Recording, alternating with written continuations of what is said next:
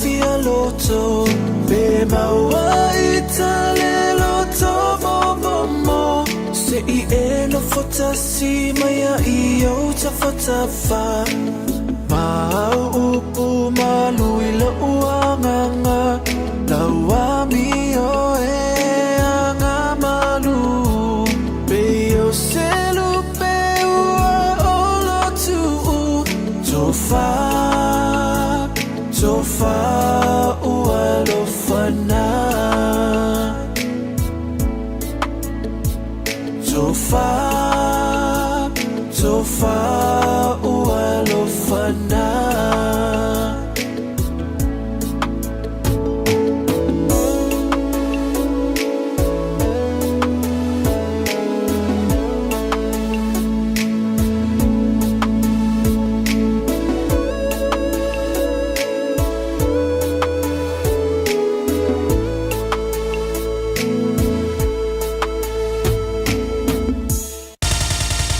Usimaya lau whaafofonga o le whaapoponga fo ele nei o talafau mai Samoa. Awina sa mai mo oe e lau leiti o whalongolongo le Radio Samoa. Tasilima iwa tolu amo. O te whatalo fo lo tātou mo tunu o le amatanga le nei fo I vai o sa fou. Tātou mafutai le vai aso muri o kuso. Tala mai Samoa usimaya lau whaafonga. O le to ewa ia nei ma whalongo ina le pisa o lunga upenga te whailangi. Whapea wala o so ta inga I lunga o televise ma le tio. I whaalawi loa o whaato sina pati wha upo whai masui tau vai na ua whaamuta. I le tātonu o le tafurulua o le awa uri o le asasana nafi lo tātu mutano. Le ono mai aso sa whaatino ai. Whaalawi loa o anavatau maava no ai ma le whaaleo ina. O manatu malangona o le tātu mutano. O le whaamuta ai o whaalawi loa o whaato sina. Wawe se ai malau papa wha ilo ilo a sui tau wama pati wha ubufai. Wha pea pepa wha alawi lo a sui tau wapa o posters. Lea sa wha pipi I ta vale mano fuanga ese. E pe o lumo fale o loa manisi o pi sinisi.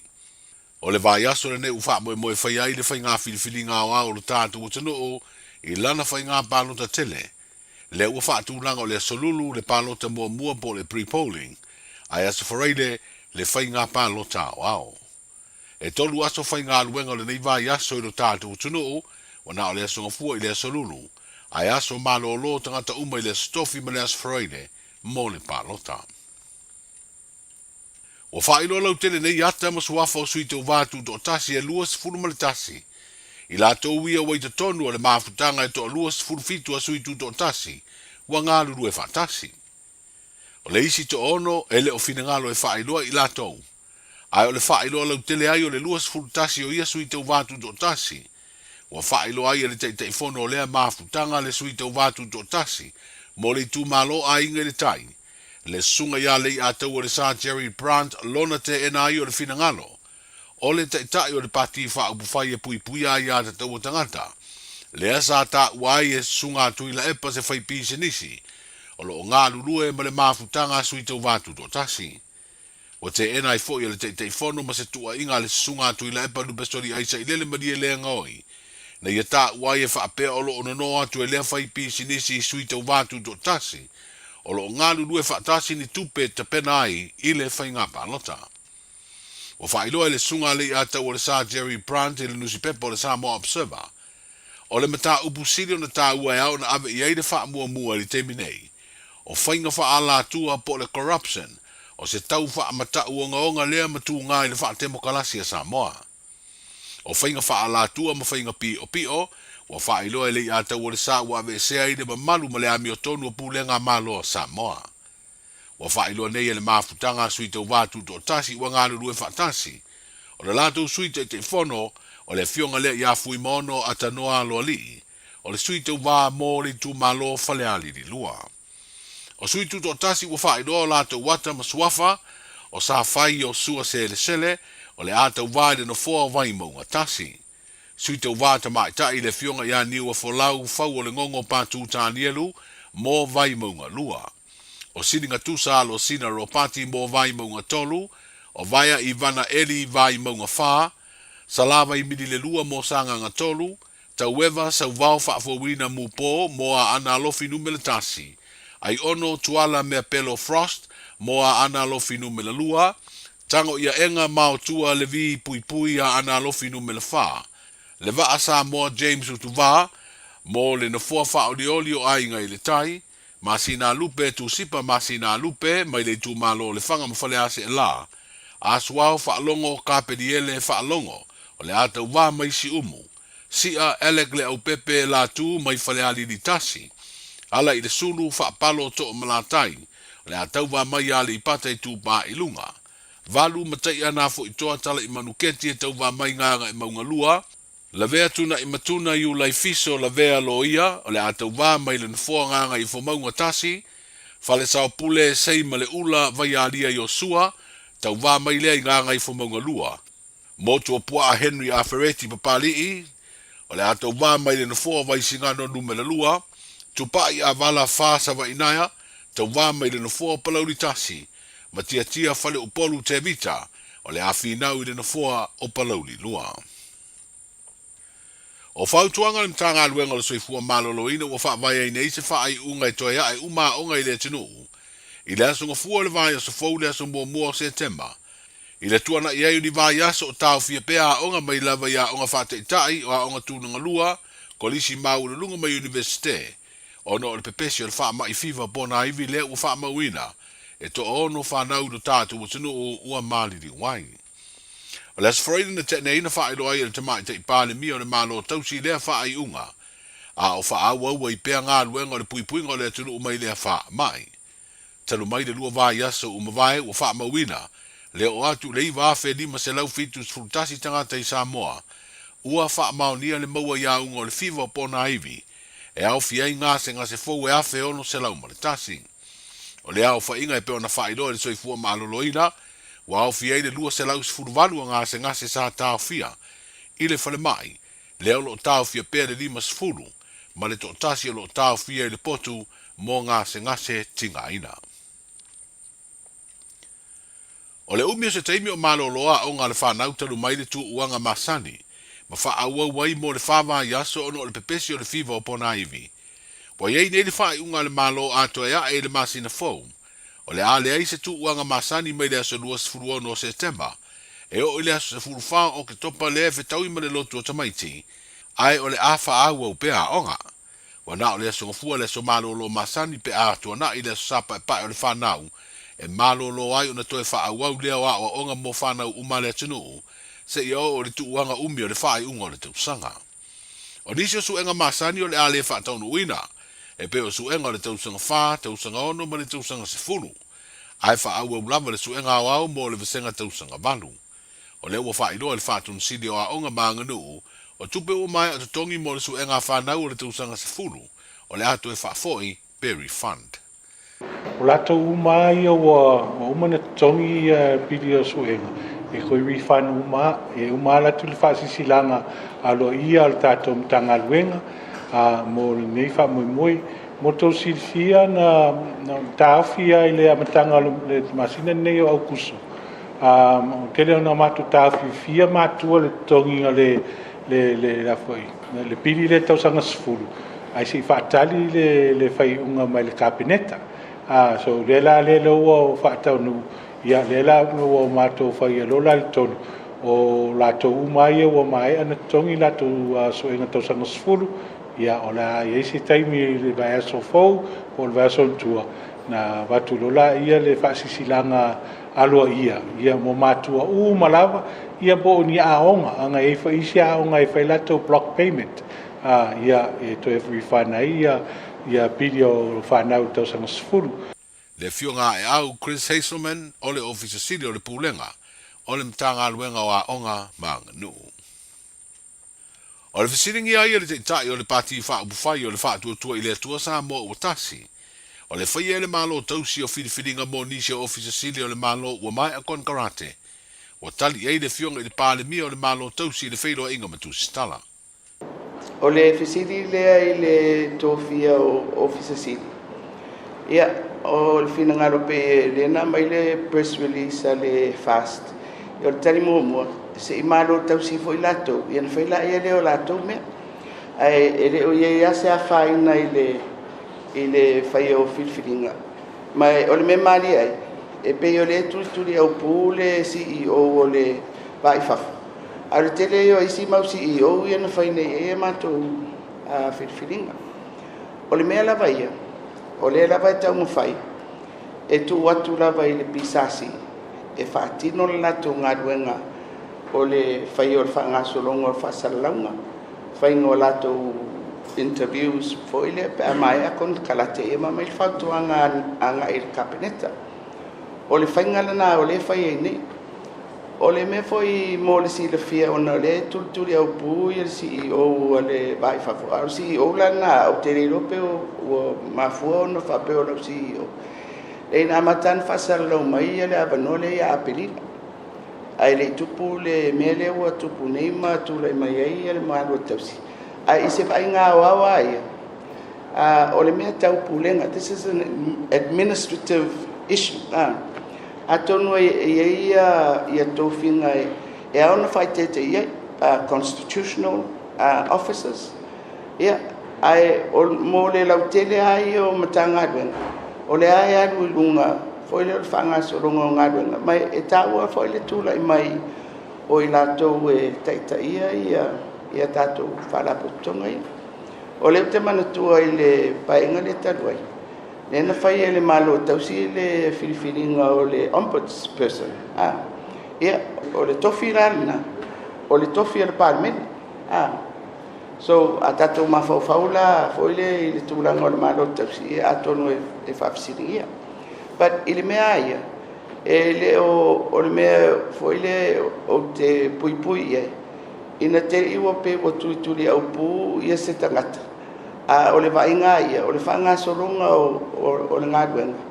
ia ili tulanga masani amai al kon kalate ale o fasal lau le tolu masina mai lunga ia o atu le taimi e mai kon kalate o le o toi tulai mai ia se tasi e filifilia le pale mi o le malo tausi le fionga fia mena o mi mata afa o ia fo o le minsta tausi o le komisi e pulea tangata whainga ruenga umale malo. Tala amatai o le nei vai o se fau. 24 hours a day, 7 days a week, Radio Samoa streaming live on www.radiosamoa.co.nz. I heard to be busting the bangers back out again.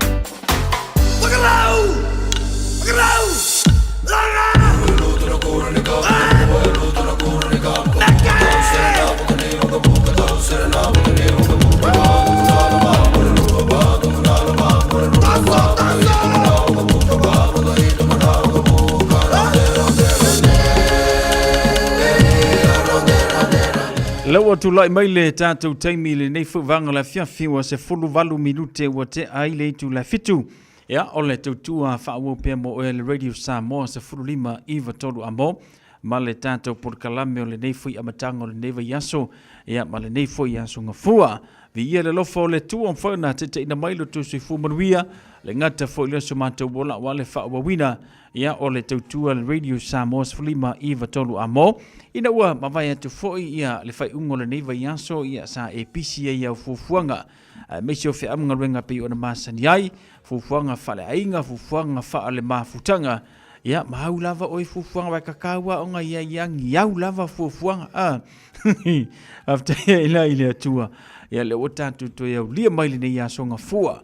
Ia matulanga pi ona yeilo wala usu le tai au fi au ngalwenga pi ona masani ai o nai whanau ia wa onga ia le ua ngoto le lai lona no fuanga tu mau ai o lo anga le lei mai pele tu ile ola male malosi ua whafonga le tātu tenu ile tue whasalawina o tātu talana mai sa moi le nefu yaso nga fua mala matanga le nevu yaso ia whapena ona fonga na tu ele sui o le Radio Samoa lo nga lue mitautua mai le tātu tenu le tau wha utanga vaia tipi utanga vaia I songa na whapoponga ia o le nei foi amatanga le vaiaso. Tātou tau pule I le ola malmalosi mai le atua tātou taulia le tau le valu le aso atai au o le amawhai ona te mawasisio na whapoponga o tātou tala na mai Samoa pei ona masani ai. Ia masalo e leo toe pose lili o le whaafonga le tātou o te nuu le tātou whainga pālota I le whai ungo le nei vaiaso I lo naso whareile ia mai tau watu ia nei matai au aso whangaruenga na le tātou tunu o ngā koma lo leo sa moi le pāloka. Mai maua peang whapiangaka ko ia au ilia ia tātou ongo sa ia le ongo sa ia yopu. Maua le teimi e te talo ai manatua le tātou tunu iau tātou sanga. Iauli masao mea uma, iauli masao le whainga whitwhilinga. A le tātou tunu pe ona sauni atu ia le aso whareile po le amatapea amatatula stofia. Ia matulanga pi ona yeli tanto whainga palota le tanto atinu ia wasana pale mene ia mo le nei foi te sanga fa pena foi ma le si lima te sanga lo mana e lo sumu le tasi minute ua te alfitu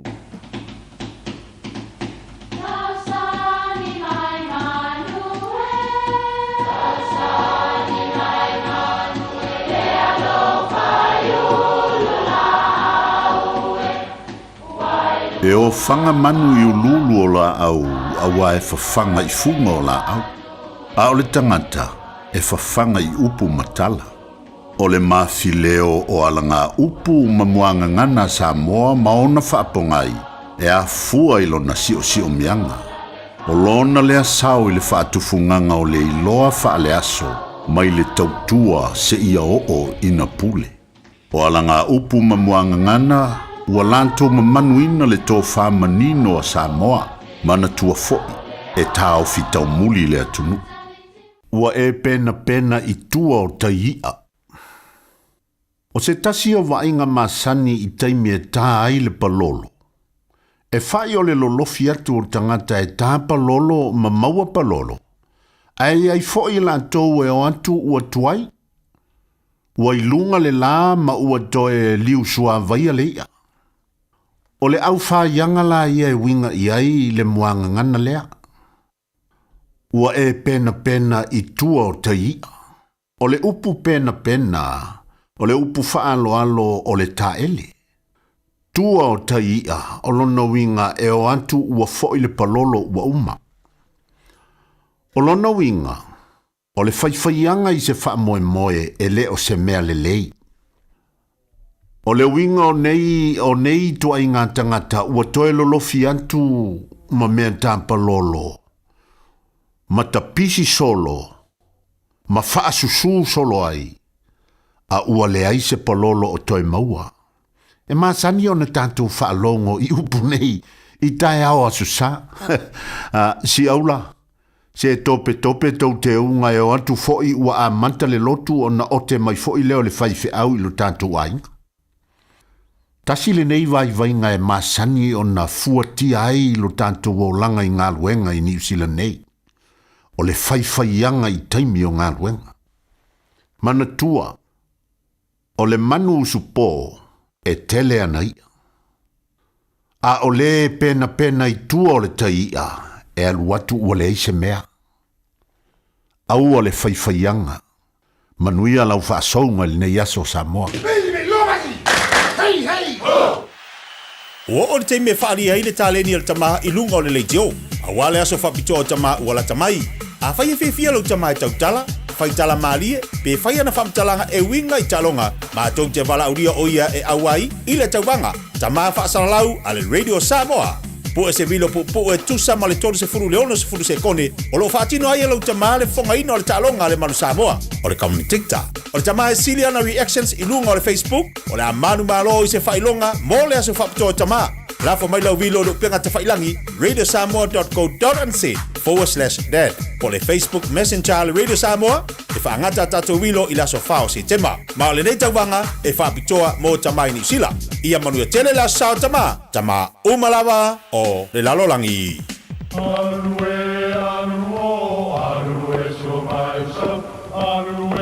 O Samoa o le atunu ua mai au na tofi.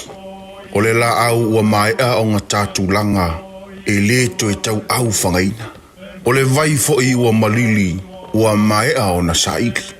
A o lau polo kalame o le vau filifili. Ua na o se toi wha manatu. Ua na o se toi whangu ia ua nganuu Samoa. Mau upu ta oto, mau upu tu. E ala lea I ala ngā upu ma muanga ngana, ma le vau ngana. A wane I emisia le tātou polo kalame. Iafi o aso lua ta itasi le itu la e valu I lunga o le Radio Samoa. Ia manu ia tele, lau mai moanga, ma lau whaasaunga Samoa. Mātau te whaia ni fo aroi le aso lava te whio mai ai I le Shine Dental, ai e ia inga whaapitoa. Mātau te salia le Afterpay, Zip, Q Cards, whaapea wins quotes I le Shine Dental. E whaia fua whaatalanoanga ma le ACC I le Shine Dental. Le aise tongi mo whanau I le vau le se furulua I le se furuwalu tusanga I le Shine Dental. Talanoa mai le tongi ino le whainga o nifo I whaunga ai le Zip, Smile Now, Pay Later. Le aise tului I le Shine Dental. A whio mai le 575 Great South Road Manukau pe wala au le 255 255 mo le Shine Dental.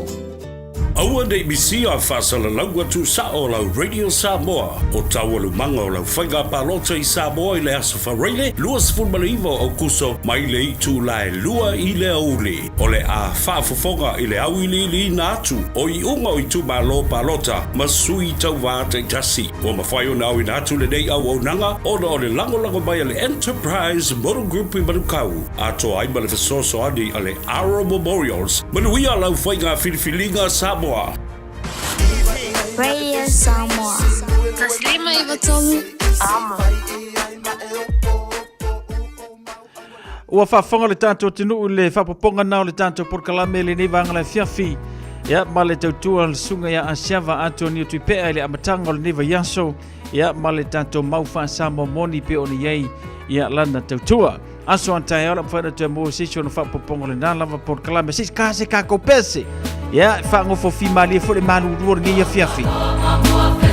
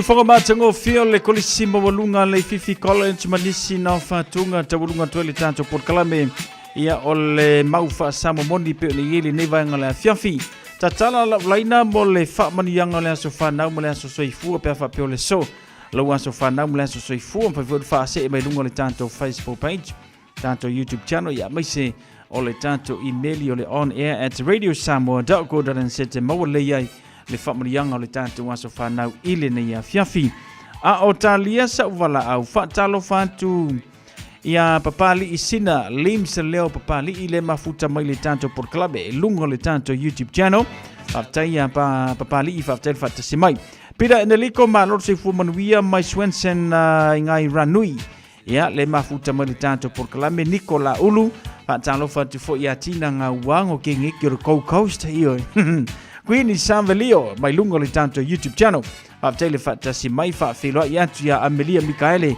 ma lo le se fumuria ya ma tanto por clame pe on yai le nei vanga ole a fiafi ya male tu radio Samos Fulima Eva Tolu amo tadi sa fala au ya mai le mifesina tanto temi ila ua emaili le wa tonu mai le nei vanga ole a fiafi male famuyanga le tanto wa sofa now pe ona masan yai Famlianga malofaanga mo chona fena fatea.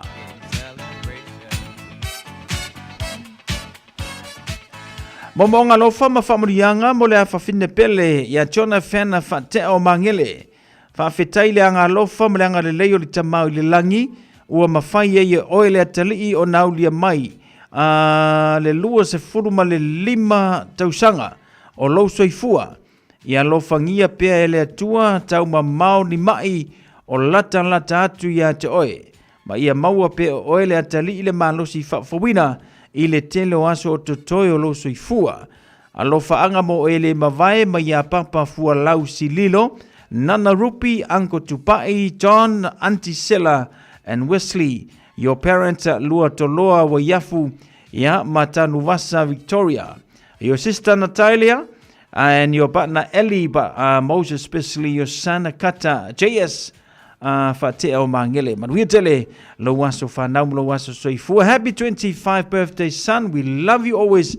Ya lo fa angana mai I show to fine ya maleto ainga atoa pe on maua mai le fa marianga le na ole tato waso fanau le nefu vanga ole afiafi Pantalo fantu matala siliota le atinganga fa tele fata simaiti na ngawang halo fatu manuia ia le nei fo ia fiafi malulu pe o ili tanto por clame ia male tutua le radio Samoa se fululima Eva Tolu amo. Let's celebrate.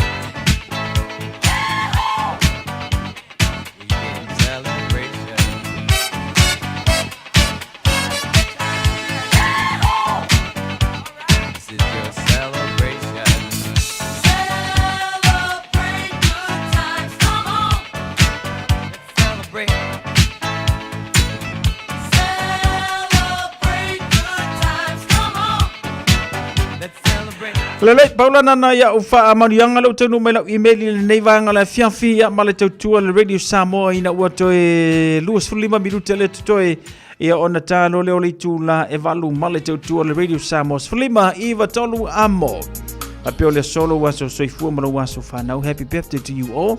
Maile pulenga mala ufinga wenga radio Samoa fulima Eva Tolu amo manuia tele to waso fanau maso soifua ile nifo ya solus fulma le lima okuso Lua o lua di bawah.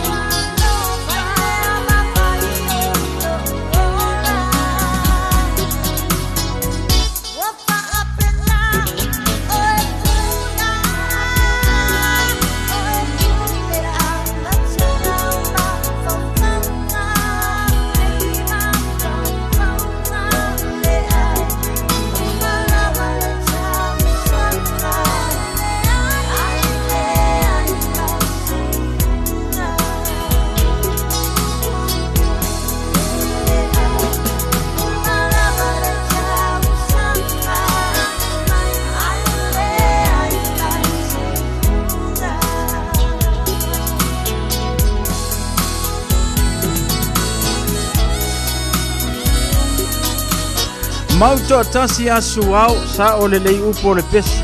Iyo ole a umale kausanga ale ai se u. E no tula male tatu taimi le wati le nei foi vanga le fia file wato se furma le iva minute ta le valu. Amelia Mikaele tinanga wang boy kai fio lai ka ilaki o lua. Iyo ma ngai le nga faya maso sola kia ia we. Kafia lua wo kapala aya le tanki fiva. Ya, maduir fenga balanga ma va ingi lua. Ingi lu fuala awe avi. Ingi lu fuala ngi ke wa ngalo ngayo ke fo ye.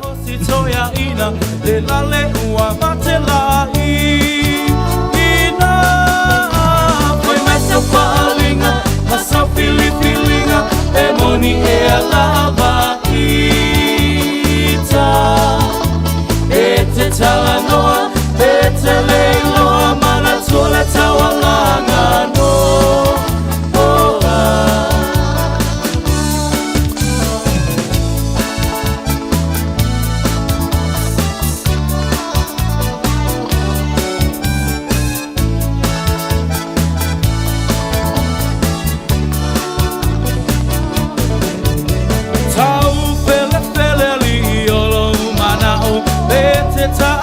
Ete fia o au wa e fama walunga le poto wa e mawa le ai maso fa au tau wa abea oi ma filio le fai fe au o foi ma faia o nga wa mi o nga le tatau pa pule le au moe ma lo fie ka u poe ai inosia ai lava o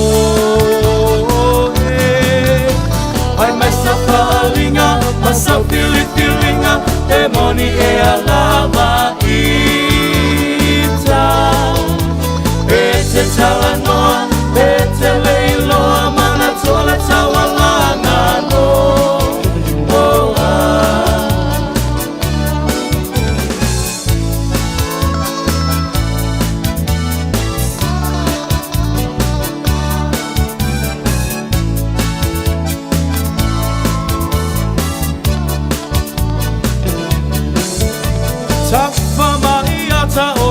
Veao anu ole vao wa vao ono upito ie tonga fao ma ato ata oto ifo o wae pupula vale ile po atoa o fiolo tina ilo fa asopoa ono fia via ma lo fia iloa ai inosia ai lo wingo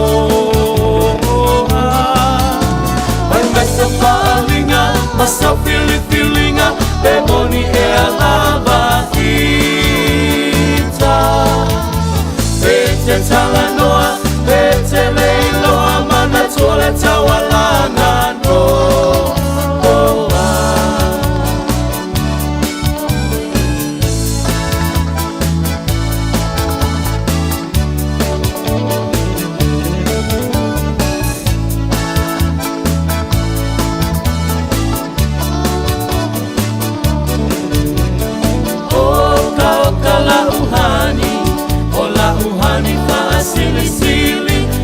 Atu saina Ise apa helapi O se pisu pasili O se masike ke mai fiti O sina sapasui O ni tamato maniti Afai lava uatonu Uatonu lo fina ngalo Tapa aipo ipo Avane ile malo Ele anga ole ta atua Etele aile ti apolo Te fai sau pepe Ole pepe ole po Ha ha ha ha Sauia la ia malolo totele Fia fia mai mai atatate Seyo pese pese atu ile ea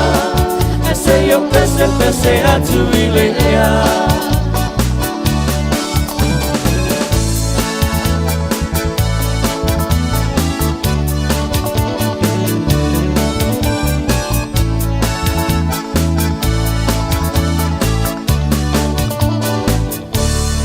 Fianga su fifiloi le nei fuvanga la fiafima le tautua le Radio Samoa se furulima iwa tolu a mo. Talo fatu ya kopo eti malo le se fu manuia talo fatu foi se uso ya lavina nai. Le mau mai le tanto por kalame meso le tautua le Radio Samoa se furulima iwa tolu a mo. Lumanai au sange pepe so fu manuia lumanai ya alo fatu mo o tau taile fatasi mai ile tanto por kalame se furtolu minuto le tuto na talo le tu live valu. Ina ia ufa silsilanga fala wi tele pe ona masani le tutua ia le la use atu ia ona fa tasi me fo le sunga le fa fenga le town valu wale tanto por kalame ole tutu le upenga ile loloto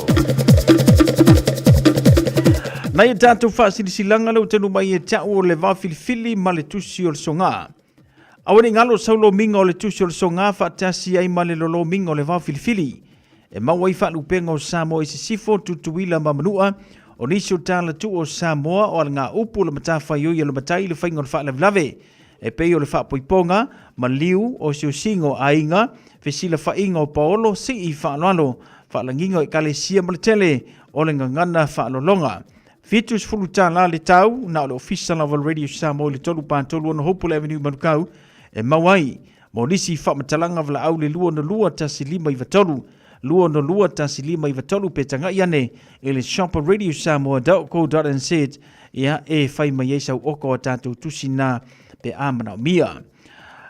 Inga sa ta whatoa iwa. Ele awa ma le whaaloalo e te tau ai ma tau te wha sile sila atu ai e wha pea. Wai ai le whina ngalo ta maa po suafo le tātou a inga sa ta whatoa iwa. Le a whai le whilo inga ma le tala noanga. A soli ma feo i umo o ta whatoa moangu tuti a le uluai ali o iwa, i le aso se furuma le lua o Septemba lua o lua lima, i le lawa o ta whatoa i iwa i whaasale le anga sa vai i Samoa, le tula iwa le tai ao.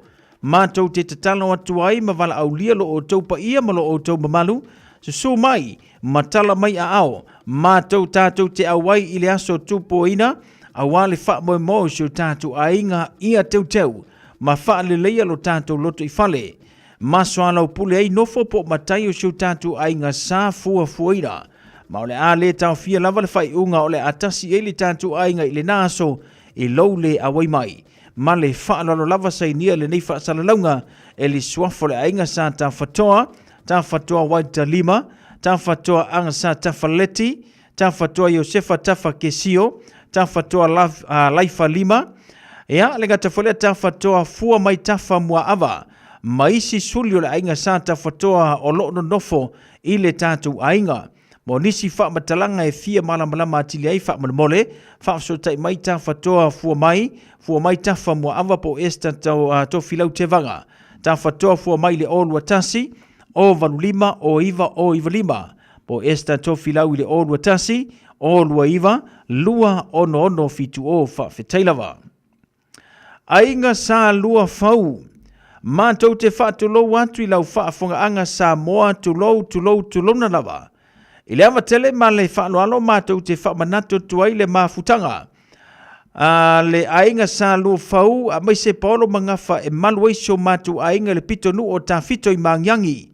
O le afa taluina le tātou mafutanga e pei o na talanoina i le maoto le fionga le tete i fonos fulu wha pe salo plaisi o tara i le tolus fulu masine valu. Lua o lua lima, e leitu la se fulu maritasi le tai ao. Wha mole mana tu atu sau pleiti mo se tātou wha malastino i le naaso. Morisi wha matalanga wha so tai le telefoni le o lua tasi, o valu o no tasi fitu valu wha aftai, o le taita i fono ma le laulau a fono, o lo sai nia le tātou wha sila silanga le na. Wha tulo watu Samoa i aupa ia mau mamalu a walau wha asau saunga. E wha fuala lafo se leo ma le wha alo tele. Ma valu sia o le whau ma le nganga mawalalo. I le paia ma malu o alo matama whanau a vautu pua i whale alupo. Le awhai le tātou whono i le aso toa nai mulimuli au kuso aso tolu sifulu o au kuso lua o lua lima. I le se fulu ma le lua i le awauli. Whaia le tuatusi masani lua sifulu anga i le lua sifulu ma le lua West Warhol i West Coast i Glen Eden.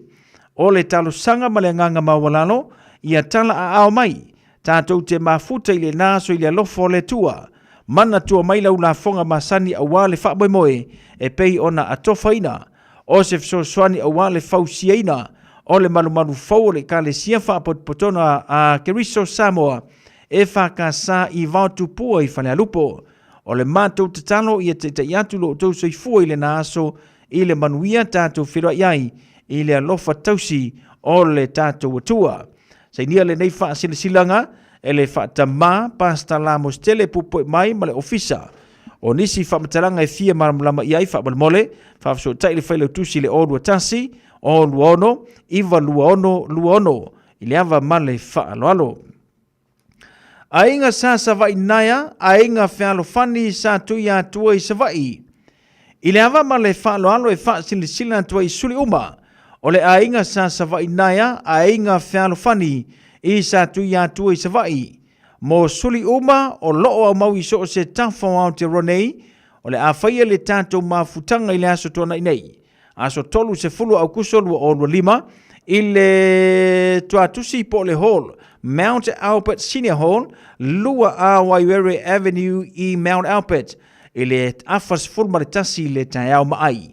Au mai uma lo ainga i le naso, e whaia ai ma tātou ta'alonga, a wale tausia le leo le soifua manoloina.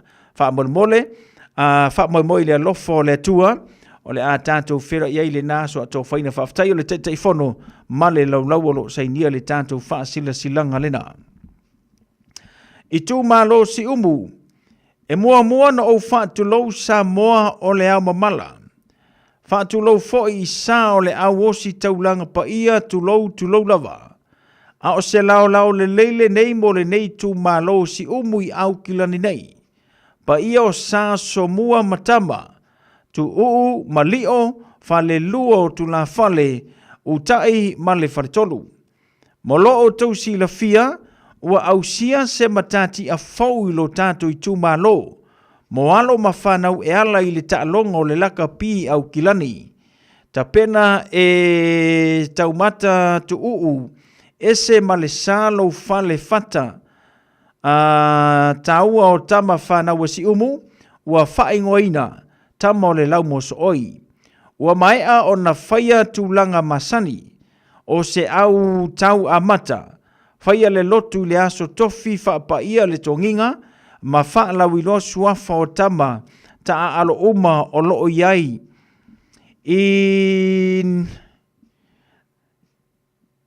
Na yaso o alei pata, whale alili sa vai mapia, o loo tuu mailo tātou whanau, fia fesoswani le tātou au. Samoa le tamā, a tu mua to whaiono, samu tanu wasa ma le tu malo. Sa liliu wala o le lupe, i se ka lapu ale lau moso oi whaaloa longa sa wha a tofu si ai le tu malo. Wa iai nei le tātou au, i to tonu le asosia la ka pisa mo i au kilani inu sila. Sa ta alo i le aso tona i me le au malosia le fiuanga vayala, e tutusa le ta'alonga. Lea e ta i tolu sfuru ai le au.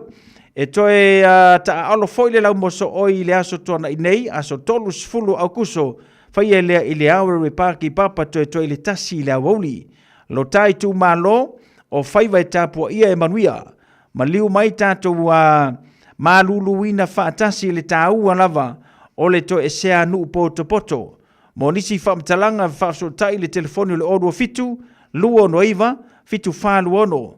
Whaafetai sei nia e te whaeono Samuelu tanu wasa, ia, le ngata whalo te whaeono, tu puola lafi tu la, tu ta la epa, tu la pai olo lo sei nia le tātou wha silisilanga le na ile nei fo ia fiafi. Mo le mamalu o mātua umo masina wa aia Sutton Parker School, o le ata oto ia upa ia ma mamalu Samoa, ona upa ia uma ona tofi, ai wha sila atu i le awa tele ma le wha alaro le tatawai. O le awhaia le tātou whorotanga tāua i le aso lua sfuma le ono masina vanulu o lima li tu lai wha i le awhiawhi, whaia i le aonga mo le wha moe o le wha nau i le tausanga fau. Tālo sangatu ma le loto mawalalo e mana o mia lo awai mai ona e tāua tele le nei whorotanga. Whamanuia le tu e whi au mga lueno o le ne yaso whaftai tele sunga ne mia male malu I whaia onga ma sina waia o lo sai nia le tātou wha silanga le na wha tele ia I le ava ma le wha loalo. O nei tātou wha silanga umana leua taunu mai tau le nei fo I vaenga ma le tautua le Radio Samoa se furulima iwa tolu a mota mwhai lava ina ia manino lau whafonga ia matulanga pi o nei ia le au mainga o tātou wha silanga te tau o na kilia ia ma wha whaingo fie ia ma wha pupu ia ona mana ia leo a tātou wha silanga na o tā ue le isi aso mai lau wha silanga ia mātou e ta tau o na wha manino ia ma wha pupu mai straight to the point wha peo le whonutanga ia o le aso I whai ai o le teime whai ai ia ma le no fuanga I whai ai o lesi vaenga ma lesi ngasu ta tia ina se ia a poto le maftanga te mila le nai whai e loa ia vaenga nai te mana o mi e whai ia ai a mai lau wha silanga tu alalo atu le tātou porkalame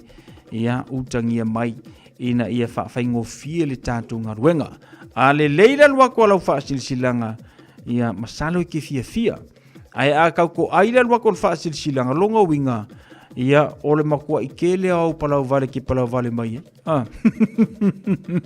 ia wha se malau le fia ai mafua mai ua umi lau wha silanga kele ia wha lupenga ngai sauai ai le piko I lalo wha silanga ngā le fongo so ele make sense la ila faitau mal faitau o le tanto o fingaruenga ia e maise o le tau mawhai o le tanto au ngā lulue ia e whaatalia lo manao ia mātulanga pe o nei tātou whaasisilanga ia ina ia maftanga masani pe o nei aina I whaasisilanga mana ia pupu manino ia ai fo inisi o nei tātou whaasisilanga pe o nei ai ia o whaisi I umi ia koe kele wharupenga ngai sauai ia au piko I lalo ngā le fongo al me whai se vai la I long te leo lona ese senga utangia maina ia tātou vaenga le nā whaingo fia le tātou porklame mai se ia o le tātou au whingaruenga pe o nei ai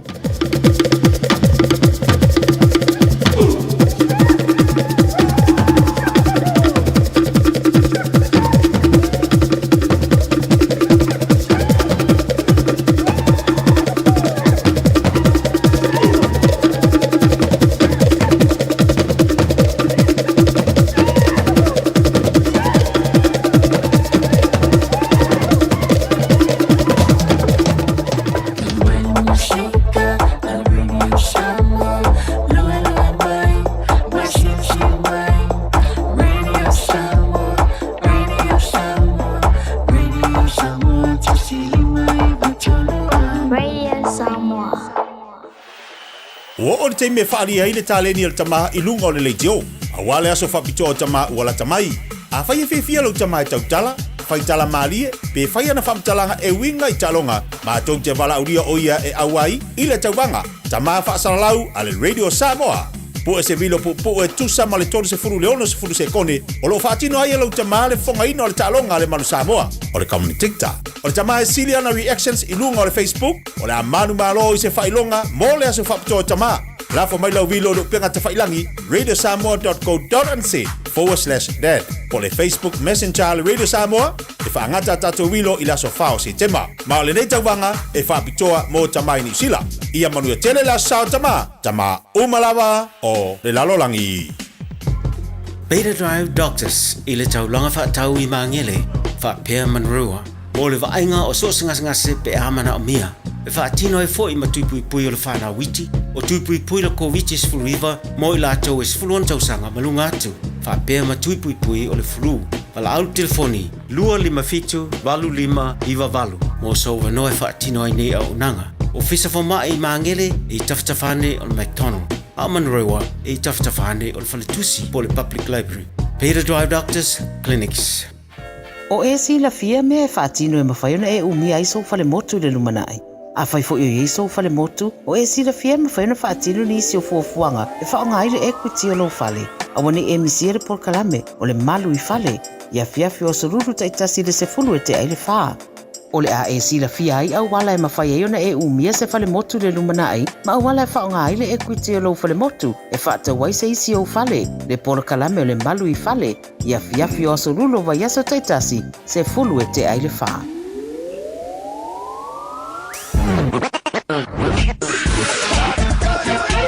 Malo soifua, o le si fufonga Samoa, Radio Samoa, tasilima iwa tolu a mo, se kia Radio Samoa. Fatalo fatu a Jacopo Eti le ngata foilia Cecilia tunga mala faaftai le fatasi mai le tanto porkalame e se tapati malo le soifua manuia. Lua minute wa te le vanu fatasi mai le sunga ni faafengainga pasta poni funati. Mo le tanto porkalame le tutu le upenga ile loloto si mai al fafonga.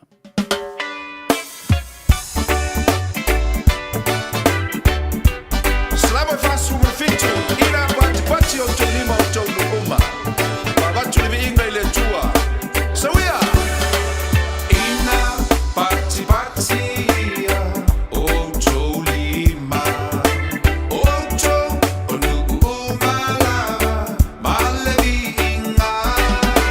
Maia alalanga tuia ile tua le tama. Alanga baleo olisa oloto sana. Alanga baleo olifia fia hallelujah. Let us put our hands together and clap for the Lord.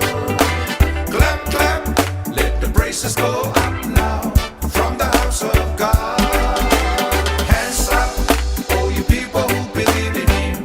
Give our hands for the Lord. Shout to the Lord, sing Jesus, hallelujah. Clap, clap, sing Jesus, hallelujah. Besse, besse fogo, besse mai, besse, il besse fogo, e via le tama, le asso fogo le lotto le fama ma, usu ilo leo male kitara, alanga male leo olisa oloto sana, alanga male leo olifia hallelujah. Let us sing a song together, sing praising the Lord.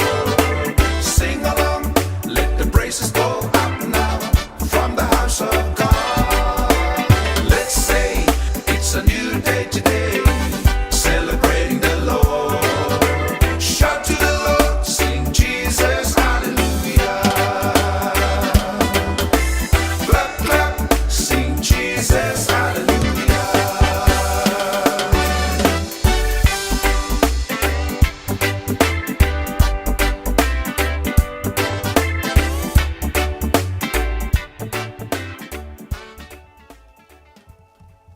Mātou te vi ia lawalo sua whale tuol te male alo male nganga pa ia.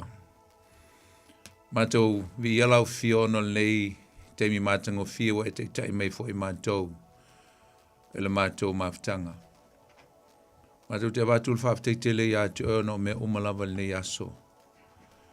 Mata mai lau fo le tai au si o mai lawa le nei te mule fiafi. Tawhtei le tua I lo walofa. Whawtei lo wang le lei, whawtei lo whamaoni.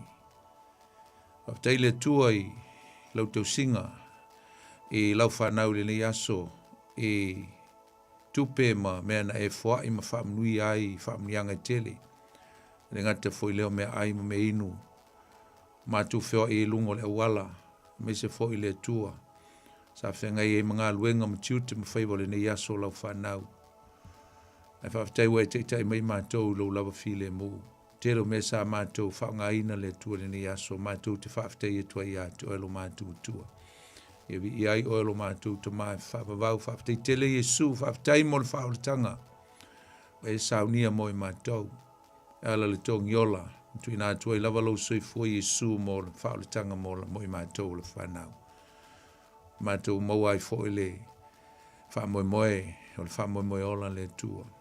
Sa whanga tua I mātou mau ai le tua le taubi o le whamoemoe wa umane saunia o le ola e whamavau. Whawtai me umalo mātou tua le ne fiafi.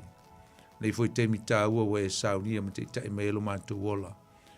Whaamanoina e whai ele mātou mawhitanga, whawhitai le tua i lo wang le lei.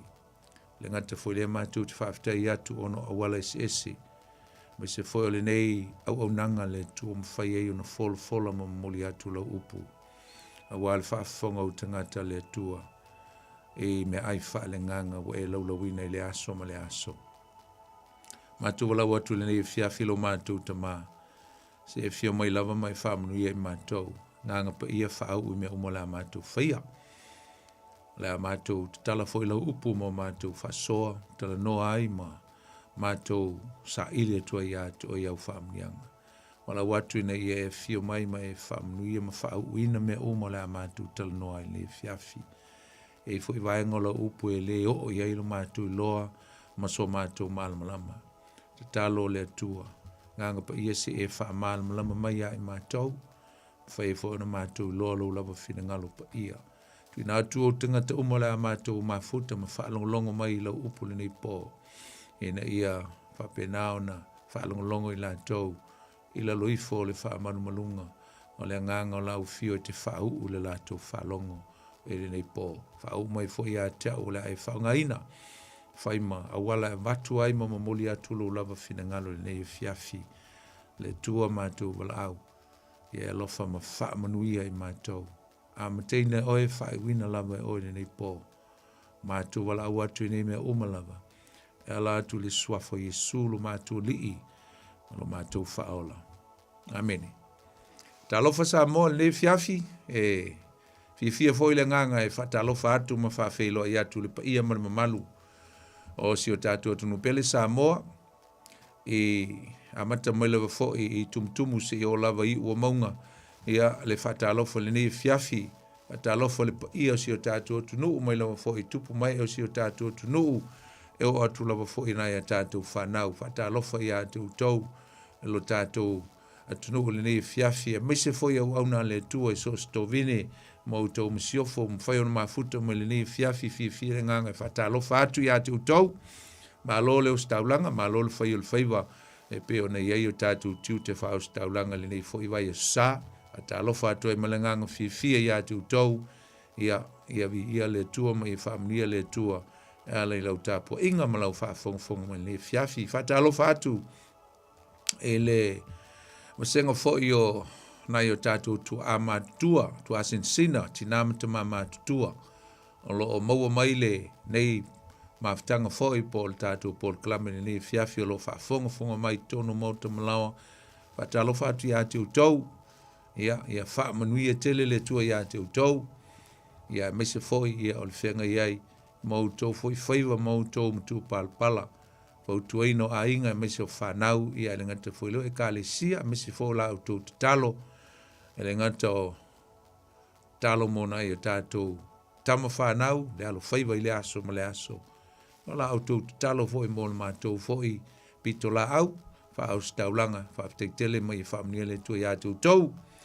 Patalofa ina o tātou som tu fa fine o lo tonu fal pui o lo mau mal tātou por klamel ne fiafia me se foi ia na o tātou som tu fa fine te mamatina o lo fa to tolie tonu mauta ngase ia le ngata foi leo tonu mauta malawa ma so se meo lo e fa to tolie ai fa i o atu le nei por klame il meo lo e ta oto ai ia mafatia ai le tino ia fatalofa atu angale le tua pa ia tula na whamalo longa mamana ia te oe i en mawhai o na tuatula i oe ma maua sesi malo sifau a velevi inga i le tua ia pe a maua le malo si e toe a wawa i atu mawhai i atu e le tua pata alofa i leo whaingaluenga le nei fiafi o lo ngā lulue so se whaingaluenga le nei po a mese foi tono a inga lungo a wale tele hia o lo ngā lulue ele mamalo le tunu fata alofa i atu tau po le a lava se tu i ngā luenga o lo e ngā lue ai Fata alofa atu ia te outou nei fiafi le suafo Yesu le tātou lii, ma le tātou whaola. E whaapitoa fo se fata alofa le nei fiafi le mamalu le turu o lo whapenao na nonofo mau ia i so se vaenga o le kelope o lo tātou i nei. Ia o lea fo i se vaenga o lea oi se tunu o lo e au mawai ma e nofo ai ma sa ili ele manuia a whai o e ma futa mai. Fata alofa atu ia te o le nei po le suafa o Yesu le tātou le imo le tātou whaola. Whatalofa i le malu le tulu o lo o apena foi na si mai ma malanga mai ia ma to ai tonu mai foi tonu o le ai telo o kilani o lo matu no foi whatalofa ia te utau ia o foi tu ngia ma fofuanga por kalame fale kali sia o ainga ia renga te foi leo me fale nu so se ma fuanga o malanga mai ai ia alofa le tu fa tonu ina me malava le manuia ia ma toi tali watu le manuia ia vi ia le tu fa le tu ia te utau fai fo sauni ni malanga i sio tatu tunu pelo Samoa ia manuia fai ngā malanga le ngata foi leo nisi fta tonu mai ia alofa le tu fa manuia ia te utau ia mai ia le pui ngā le tu le swing o tau mise lava o tau o se teimi mo mua lea fto a tonu mai le nei e tunu o New Zealand ia le tua ia ta alofa foi ma fa manuia atu aso whanau, nisi fo i whailungaina aso whanau le nei fo i aso, whatalo whatu ma wha manuia atu le atua i o outou aso soifua. Whatalo whasunga ia sau, ma ngā lue whatasi atu le nei fiafi, au na matau tu atu outou vi ia le lei. Ia olo o whapena lava o na tātou maua nei awanoa maulunga, awanoa mātungo fie, tātou te o mai ai, tātou te mafuta matalitala noa, e le upo le tua, ese le tāua o nei teimi, mai se lava e leo ni teimi mau ngofie ni teimi ia pe a fo na silfia ma la ulo fo le tele teimi e fonga toi e la finga luenga ia mai se lava fo sunga ia sau ia nei teimi ia teimi ta ua lava teimi le au maua teimi au ngā mo tātou uma lava wal tele lava teimi ia o tātou te whalongolongoa i mea e o le laro langi mar soifuanga nei ma fuafuanga o le tino. Ai sea tātou maua se tūlā, po se awhai tūlā, po se tūlā foi ma le awha. Tātou te whalongolongo ai le upo le tua. E whaftai ei foi au na le tua. Alo o mwhaiona mātou whaiel nei ngā luenga po nei whaiva. Mātou te aua wai mai e momoli atu le upo le tua. Langa le mātou nā mtu palpala po le mātou nā ngā luenga. Folfola atu ma moli atu le upo le tua ia te utau. Ia, o le me foila. A whai e tāua ia e mātou utau. Te tau whaona tāua ia te utau, le mātou whai ngā luenga. Ala i lau langolango, ma whaalu lau teimi e te mafutai, ma e whaafongfonga i le upo le tua. Leo leo sisi lava i tu. Me sili ma tāua ia o ngā le upo le tua lau soifua. Ia e lava fo istangata, ia ele tali le leia me umalava el watu il tuspa ia ma le ngā luenga wha leo ma moe po le ngā luenga fo i wha folfola e pe on matu whaia e le fie fo i tangata uma i me uma ia e le tuua i lava lau finangalo ma lau filfilinga ia e mwhaiona e whaalongolongo ia e mana ia le whaalongolongo whaonga ma ave se me lei o le whaunga ina se me te silfia ese malau silfia malau foi te tonunga ia a vai foi e te iloa e le tala whiangai a mai te le fia e se mata upu e le tala whiangai ia e mwhai lava ona e malo le lei ia se i toi ovo e se si pol kalameti fia ia o ai whai lava le tangata ia lana filifilinga ai na ona whamana tuatu le tā ua o taimi nei taimi o le upu o le tua o tātou maua e tātou te whaalongolongo ai e a onga o le upo o le tua ia po a onga whaale nganga ia ngā moi tātou uma. O le nei fiafi o te fia whaonga ina le nei fiafi o te fia tuwha tuai. Tala noa atu ia e se mata upu foi e se foi le tā ua i a tau. A me se lava foi nei vai teimi te lo foi tā ua i a oe. A o alo tu foi si o tātua tunu pele o Samoa mo lātou whai ngā palota. E leo lo manatu whapea. O te fia te utala ele mata upu e tau o le pule. Po le authority. Ai o le awha se e tua ngalu tātou mata upu le na wha solo mai. Se uma le leia al por kalame po le mata upu le o filfilia. Ma se mata upu whapitoa mo le o sao tamaile vai asufou.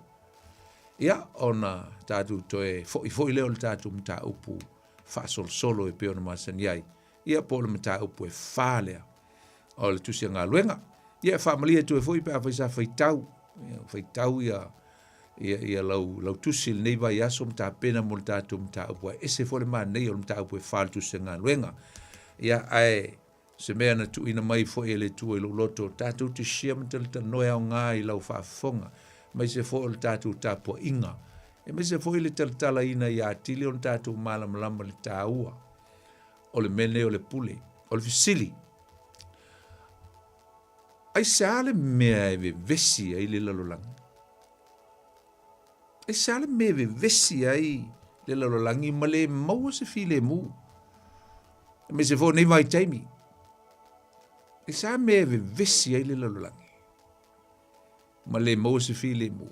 Ma tele ni me o taua, tele fe vai inga, tele fe upua inga,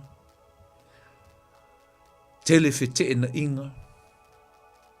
E tasi ale tali, atono e nisi mafuanga. E tasi ale tali whapitoa o la au whaonga ine le fiafine, o le sailinga o le pule. It is all about seeking the authority. Sa ili le pule po oie pule. Po oie pule I whanua. Mena e leina tele le tau ni vai teimi. Po ia pule I whanua. Po I foi e ona ina se pulenga I se suafa. Ia mai se foi o me tō tino. Po ia pule. Po ia pule le vani monimo wal mena le foi e tau I malo de tele. Po ia controllinga le vani monimo. Po ia oule o ngā sami, ma leo o ngā sami. Le fōwhanga le tua. Na ia mai a tātou te tausia ma tuina mai tātou te olai. A o le mele o te lele ve vesi o le lolangi. O le sailinga o le pule. Who holds the authority? Po aina te uina le pule. Po ai ona ina ia le aia te tau. O me tō tino. Who has the right? Or who has the copyright of something? Tupu ele vevesi, aisa, sailinga lava po oie pule. Ia tu voi se situ. En whonta tu fisili whapea. Po o ana whea na a mata mai ai, le vevesi. E winga I le pule lea. En whaino whaetu ia toe. Na a mata mai ale ve vesi o le pule.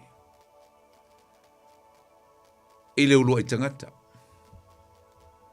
Na ngā atamu na tuu ia I le atua le pule. E na iele me na ve vesi ai le laulangi le amtanga. O lea. Ina ua o le wha maua lunga le tangata. Ma le sailinga o le pule. Always a back up ele me tau o le greedy ia po le mana o tele fatasi ai ma le mea tau o le whamaualunga po le whaualunga mea nana tupu ia eva mātamu ua mamulu ai le pule na tui nātui ai la ua la te pule ai mea uma lo langi pea na uta o se tasi po atamu o le te mua le tua, ia po se tupu fo ina mai le tua. E ola I le lolangi nei, mai e tu ina tu ele pule, langa o matafa ioina le tupu, na tuu mai a atamu langa o le tua e pule au au. A o atamu ana o se pule lo na lua na tu ina mai ai mea na te vaia, to steward. E pita iane, ua vevesi, ua wha vevesi ele te apolo, ia maa whaina ele pule. E peala na uta ua, o le sailinga o le pule, o isai eile nganga lea o le nganga o le wha maua lunga, e tua o le sailinga o le pule. O isi la e sa ili le lei.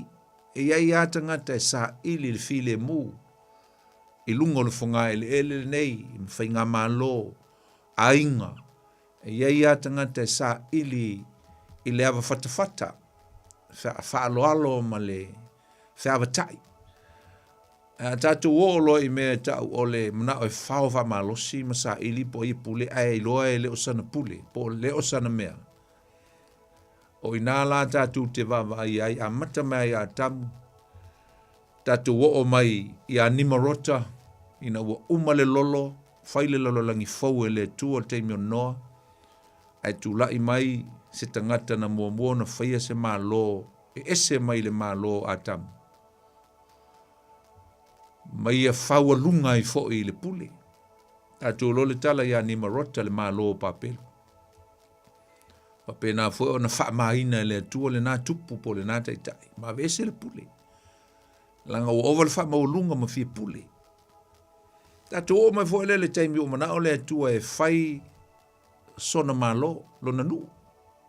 Filifili Abramo. Na mata mai fo i a Abramo. Malana whanau. E ale me tau ole vevesi.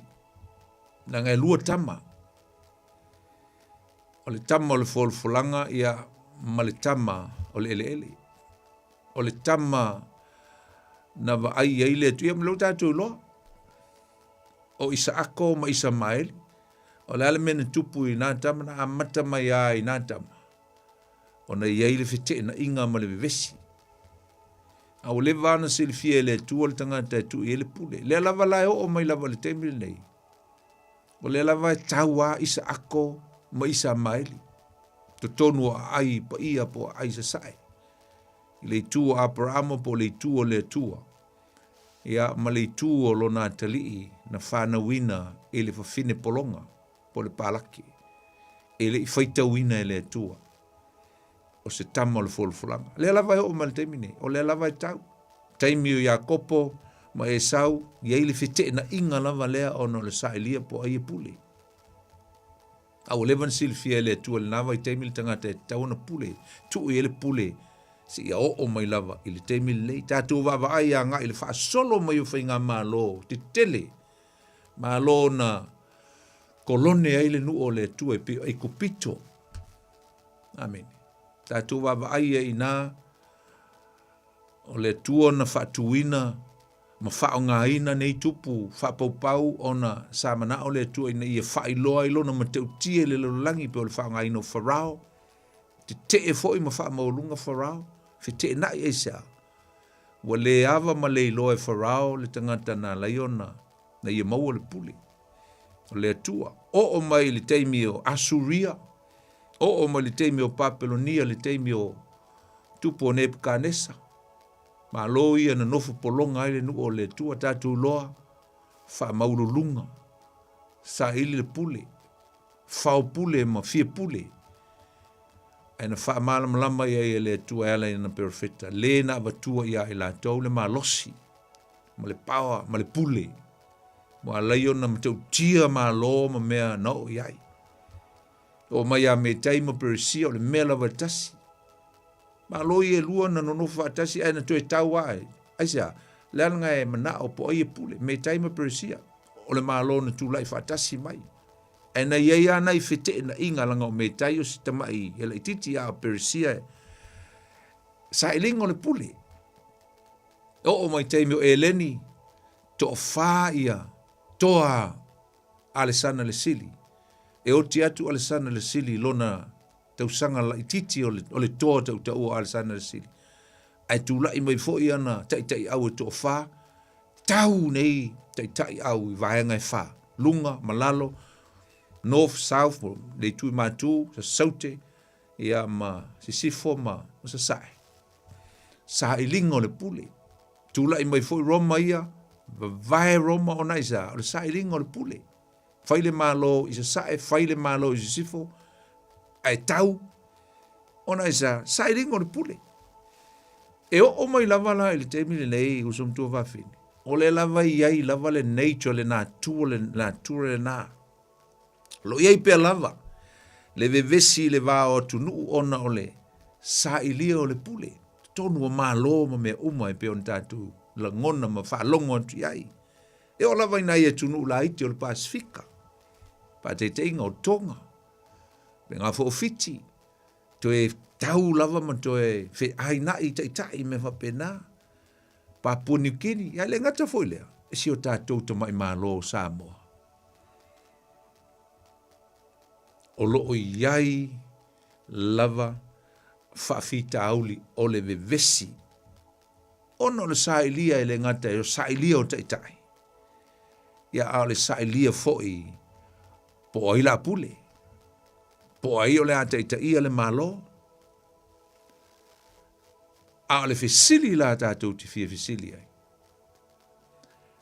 A o ai e ana moni lava le pule. O ai e ana moni lava le pule. Po pule uma. Na datu ola le tusi o Roma o lona mata au po sumaton. Fai mua e o lava le fai upo e fitu au te lola le fai tau uma.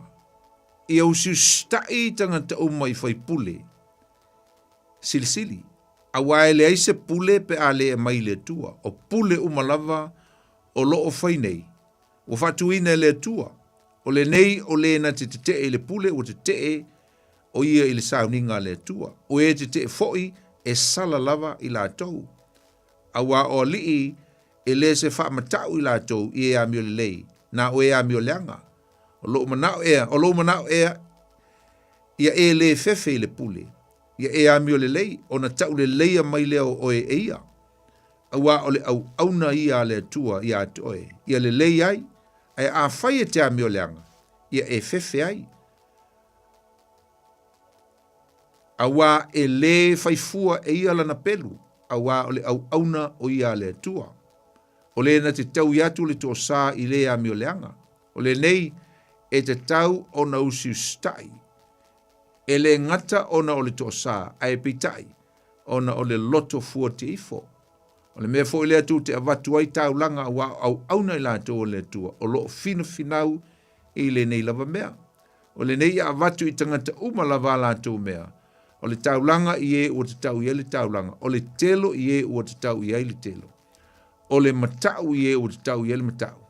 O le faa alo i e o te tau i le faa alo. Awa onga la apostolo Paulo. O lo fai atu i le kalesia i Roma. O pule umalava. E mai le tua. Fa mai i au tau usi stai. I pule umalava. Awa o pule uma. E mai le tua. O le tāua ia. O le upule nei.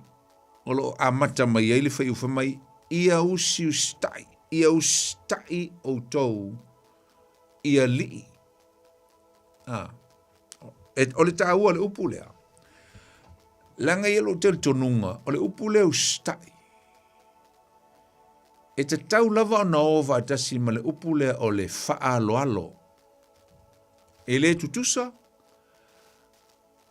ai te tau lava na ova atasi. Obedience and respect has to associate one another. Ai atu vo isi tu. O le ustai valtu spaia. O le fa alo. O le fa alo. Tai lea se senga male me foi lea iso watali imo so wa fini. E fia tele e whaatulou i o luma. Ai leo stai i ate oe. Ona whai mai, o le tātuanga nuu o le whaaloalo. O le whaatulou, yes. Ai le lei tele le whaatulou. Ai o le matua leo stai ama whaalonga tā. O lona winga. O le whaaloalo sili lava e te tau ona iai e le ngata o le tātua tunuu a le whakeri shanafo. O le whaaloalo sili lau. O le ustai. O lo tusia e le apostolo o Paulo e lana tusia e feso le mta upu e ono. Alona foi upu e lima. Whapeo po Paulo. O tau polonga. I o tau whaalongo i o tau wali. I la le tino. ma le matau, ma le ngatete. O le upulanga ngatete ina. O le Whapretania, le Whapretania ma le tusi Whapretania. O le respect. Ana e whai ngomo le ngatete, e mwhana tu ele upu whaaloalo. O le upu sawanga e taunga i ngā. O le whaaloalo. Whamai o tau polonga i o tau whaalongo, o lono winga lai sau fotu spai e wha, sau fai tau atua le Whapretania. E whapea. You slaves obey your masters with respect and fear. Le Whapretania nā pe tango e su elau NIV po le alawa silo mingo na ye upu whapena. Whamai o tau polonga. I o tau stai o tau matai. I le whaaloalo male matau. O le ustaila, o le whaaloalo. O le sa me wale o no whatau e nā tunga le vaianga lea. Leanga a whai tātou te le ustai i le pule. O lono winga, tātou te le o whaaloalo i le pule. A oola ina fili e le atua le mele o le teitai. O le teitai e le atua. E tuu fo ia e le atua la na pule langa o le whamaltatu tusi o pule umalava e mai le atua. Ni se sila whaupunga. O whai ngā mālo umalava e tūla i mai. O whai ngā mālo o le atu i nā atua i fili e le atua. Ma o le atu i nā atu e le atua o lana pule. Whamaila le atua e whaaloalo i ai. Ia peu stai ai. A o le lomo le tātou whai ngā pālota. Sia tātou tunu pele o Samoa. Te lo usum tua whawhine o le tātou mata whaioi e whai le teimili nei au sa auni si o tātou tunu ua sa ili le pule. O le tātou mata whaioi. O le te talo. E alana tā ua le te talo. Ina ia whai le pule a le atua. O le atua na te fili ina le pule. Po le teitai. A fili foi la le atua le teitai. E tu iai la na pule langa o ia e ona le pule. A fili la le atua. Whamaila ia lea. Respect whaaloalo uma iai tangata. O le ale unga o le palota sa mo le aso varile nei. E tau ono tātou respectinga. Po le alava le vaenga o lo e langolangoina. O la ua unga ni ma le whamalosi o le tātou por klame ia te oe ne fiafi. A pia whata atia ia le tātou vivesi. E mo le tātou whailonga tangata. Ai tātou te talo i le tua. Ina ia tusi le ao le tua. Ilana pule, ilana tangata, polana palemia, polana whainga malo, polana kapenita. O ai ala e tūlai mai. Langa o lewhai mai i au tau ustai taitai, i au tau whaaloalo iai. Awai le eise pule pe a le au mai i le tua. O le teimi lea e tūla iai, le tangata ingo ia niro le tusi ai, e paulola na tusi lea, e le o se taitai le lei, e le o se kaisa le lei, o le kaisa pito silio nami o le anga. I tala anga. I tala anga o le malo Roma. E le ngata o le ami o le anga, a o le sawa i tangata Kirisiano, ma le tele o mea mata ngā na i e whaia. E le o se tangata le lei. A le tusi atu le apostolo Paulo, o pule uma, ia whaaloalo iai e zao. Le ale mea na whai e tangata Kirisiano, kari voi sa mo le atunu Kirisiano. A le ale mea le whai e le au Kirisiano e leno no foi tu tonu o Roma, il teimi lea. O le te e ia i le whai ngā malo. E uia e le angal ta malo le tula i mai. A ena le fia le apostolo ina ua ina i loa le te e o tangata i le tangata o la o te tai po la ua vea makaisa po le emperor i le nā teimi. A me sa me e lua Ele avea la tu whanau I mo meo training o army ma tāpenganga mo meo military, te e ai, e renga te lea, e te e mo meo tax, mo mea whapena le malo Roma, e te e ai, mea wholanga ngā linga ki lia ese, e le tangata ingo I a kālau tio, ai so o mai lo niro, to e whafoi mai to tono e sa, o le te e mea e lua, te e le pule. Na o iei popua ngā, expel ese umatanga te iu teia mai tono Roma, o no leu stai. Le ala e mai na manatu le apostolo, o ai lava e filifili e le tua, e tusa lava pe a mioleanga. Tusa pe a mioleanga, respect. Ai le fa pe o le a faila e la tau mea, fa pau ma mea a mioleanga. Ia o na lango o mala wa le fisili na fisili masalo le fisili mai ai te fisili mai ai fa fe la pe a fai me leanga pe a fai ungo nei meo pale menema ai mai e fai le leo le au kirisiano e ei me tatu te le io atu e fai tatu leo we have to make a voice a fa mai fai le portion e avel tatu leo e te e tuai o matou kirisiano matou te le lango ina le melna a oisi mea uma ma pulenga ma meo taxes ma mea uma ma meo le policies ma mea au mai el malo e tau ona ustai ai o le ata leo le tātou whaaloalo po a ia la le tai po a ia le whainga malo le atu la I mai si tātou tunu tātou whaaloalo iai respect a wale nei teimi o le ovai o le mea leo le disrespect po le whaaloalo tangata kirisiano tangata kirisiano, tangata Samoa. Ia wa fo Samoa, usum tu whawhine. O le ainga e tasi. Tasi ale ainga o Samoa. E iei tau ainga e lesi tu, e iei tau ainga e lesi pito, e foi tau ainga e lesi pito. Tasi ale ainga. A e whai tu aula e se vaenga. Roinga o lau te talo e te talo ngā le awha po ngā le kuata o Samoa e te leo te talo mo Samoa atoa. Amen.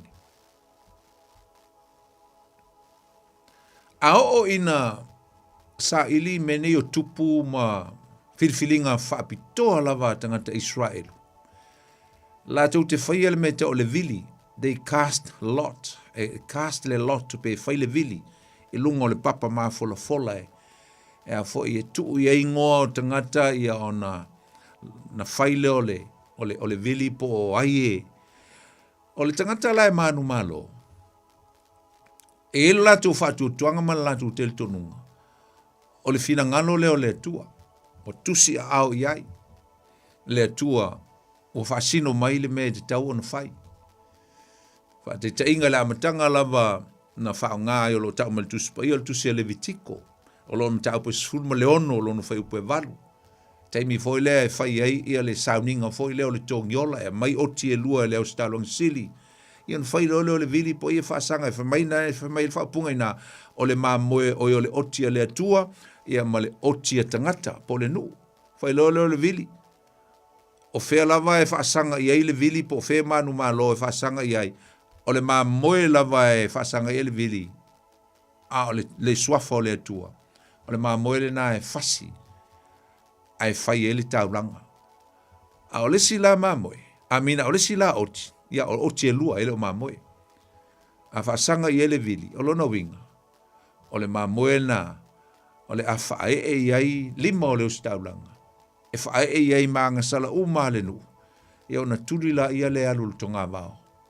E le to e foi mai.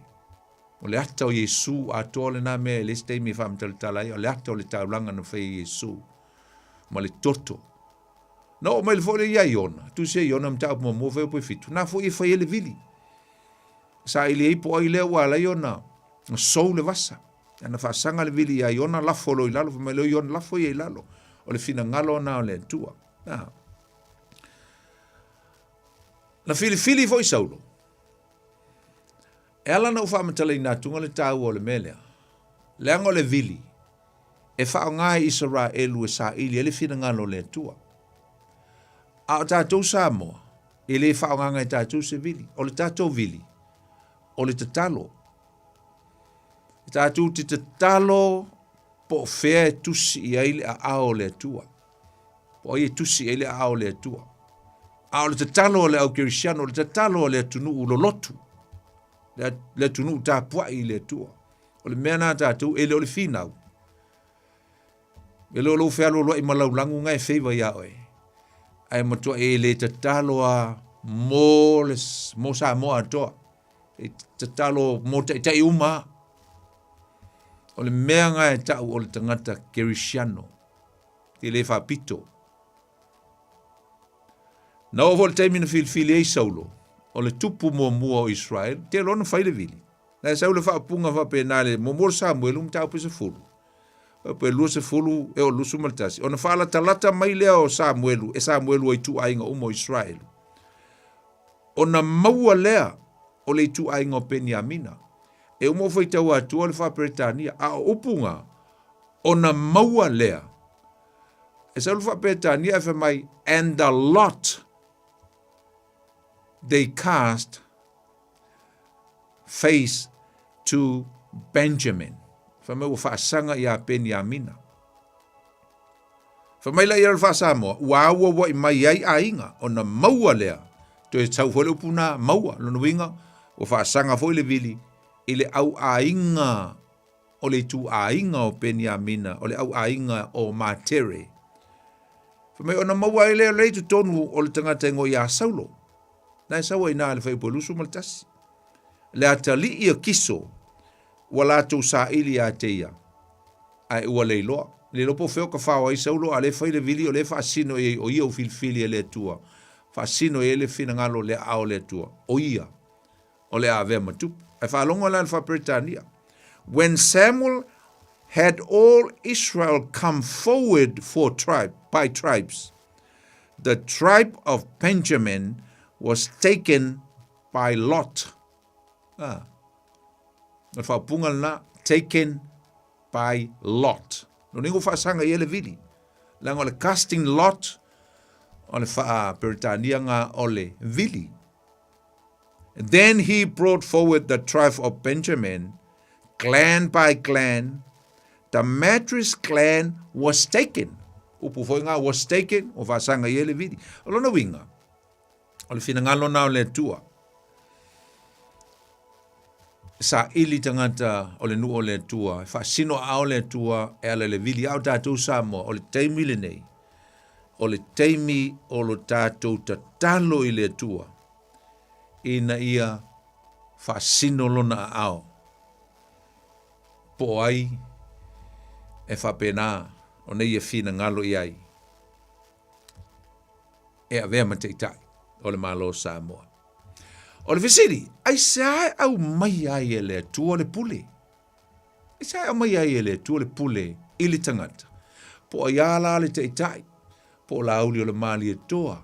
Po tuila epa. Po le sao whaapito. Ia po se tasi fo i pati o le a tu lai mai a vea mapale mia. O le visiri, ai sae le mea o le a ame ai e le tua le pule. Lana pule. I li tangata lea o le a teitai ia le malo. O mea nei, whao ngā le lei mō le manuia, ai aua le whao ngā se seina. Mai uma ulu atu i il tuspa i e tau atu le abusing o le pule na ave le tua i ona tangata. Ai no nofo ma abuse le pule. Na mai le pule, e mō le manuia o tangata, ai le abusing ai le teitai. E whai ei me se. O le si mea e tai ai, e tai. I ona tangata ina ia manuia. It is for the prosperity and for the blessings to come upon the citizens of the state. Lesi mea o le whaatupu ai, na mai le atua le pule, i an atamu, whateteingo atamu. Ina ia whaatupu ai lona malo i le lolangi. Lesi nā mea taua. Whaatupu ai le whaateleina o le malo le tua. Alaina mai le pule.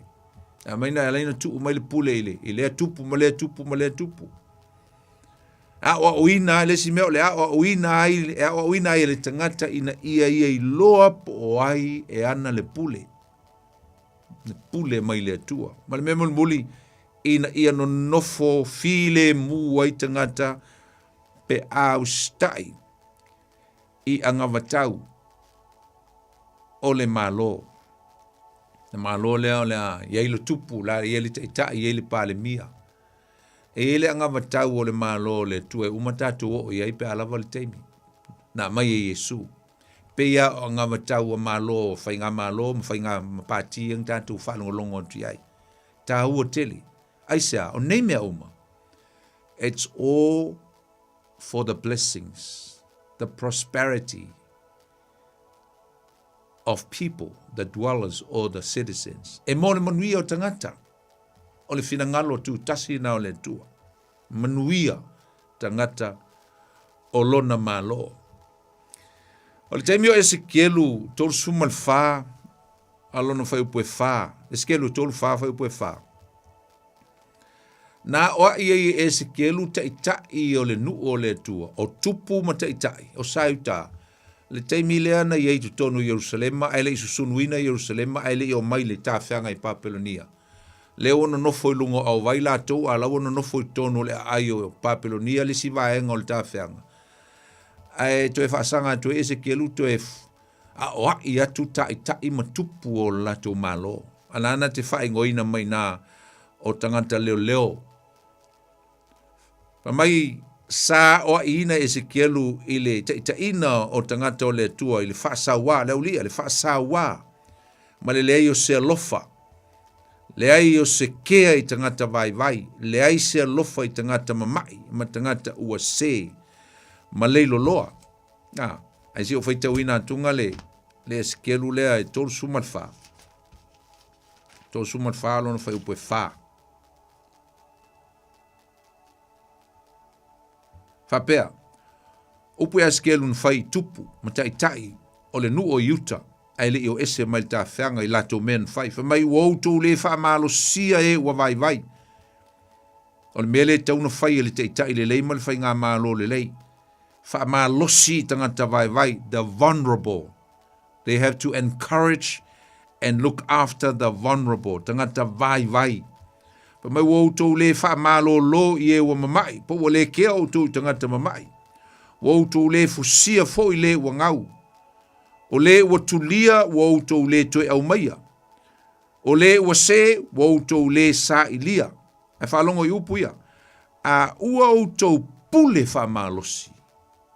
Pule wha malosi. Ma wha sa wā i tangata o le tua. Ia i la tau. They abuse the power. Mo watu le pule au tau au tau le. E mana o mia la tātou, ta talo le tua, ia mai le tua. Tai e lofa i tangata. Lofa i tangata. Nā tonua. E wol whanau Samuelu, mo Samuelu, tau pue valu lon foi pue tonu, le uli sa tu iai, to finga maulu lunga i le malu tu tonu le lu. Ala le mena tupu, whao ngā ina o la tūlanga mauru lunga. E teika ile bribes. Maua i e la tōu mea whaasili ma mea mai le nuu ma o la tōu. A piu singa ai. Ma whao ngā mea pa ia na mai e le nuu i tonu. Wal mea ngai tupu i mo whai ngā maa lo corrupt. E to e manu maa lo e ala tōu. I mea, i tupu e ale maa lo. Whalongo i upu ia. Na whai le whanau lea Samuelu. A ua le sava vali o watalii i o wala. Wala ua ese ona o le fia fai o loa. Ua tali fo i la ua o mea lofa. Ma faa pio i le faa masinonga. Ea watu fo le pule ya Saulo. Ai no fo i Saulo ma faa ngā se abuse e Saulo lewa pule, lewa tupu. Wala le mea Saulo nfai, wa vele pule lewa ya teia. Ui e tuli apu i na aisi neita mai titi, wa na iloa o lona successa lea o ia lea o le a, so o atu ya teia e fai matupu. Ai no fo i ma tuli neita mai titi. Po lesi tangata. Ina ia fasiotia. Le nganga le anga le nā pe a whai e tonu ni whai ngā mālo, o le nganga mataua i le si tangata. Ngā lue a le tangata ia, ngā lue a le whai ngā mālo ia pe a te ofia le tua mō le manuia o le mālo. Na i le tala nā le mo Samuel o lo mtapo e suma le valu. Tuli a pu le nei tupu o whao ngalo na pule. E whi au le nei tamai titi tāki tara e sawe, wha fia ma wha suflo na mafau ai loto le anga iai a nofu ma tavelo le tao ma ina ia fasioti, abuse le power. E le mana o mia tātou, ni tai whapena. E o foi la ia tā vita le teimi na wawe, tā vita matupu. Na abuse foi pena whao ngā se ina e tā vita. Ia le pule lea. Le lua Samuel lo nta apo suma le tasi na ia le tala e winga ia Patsepa. Mo le alu tā vita e tau, ai nofo i lona fale.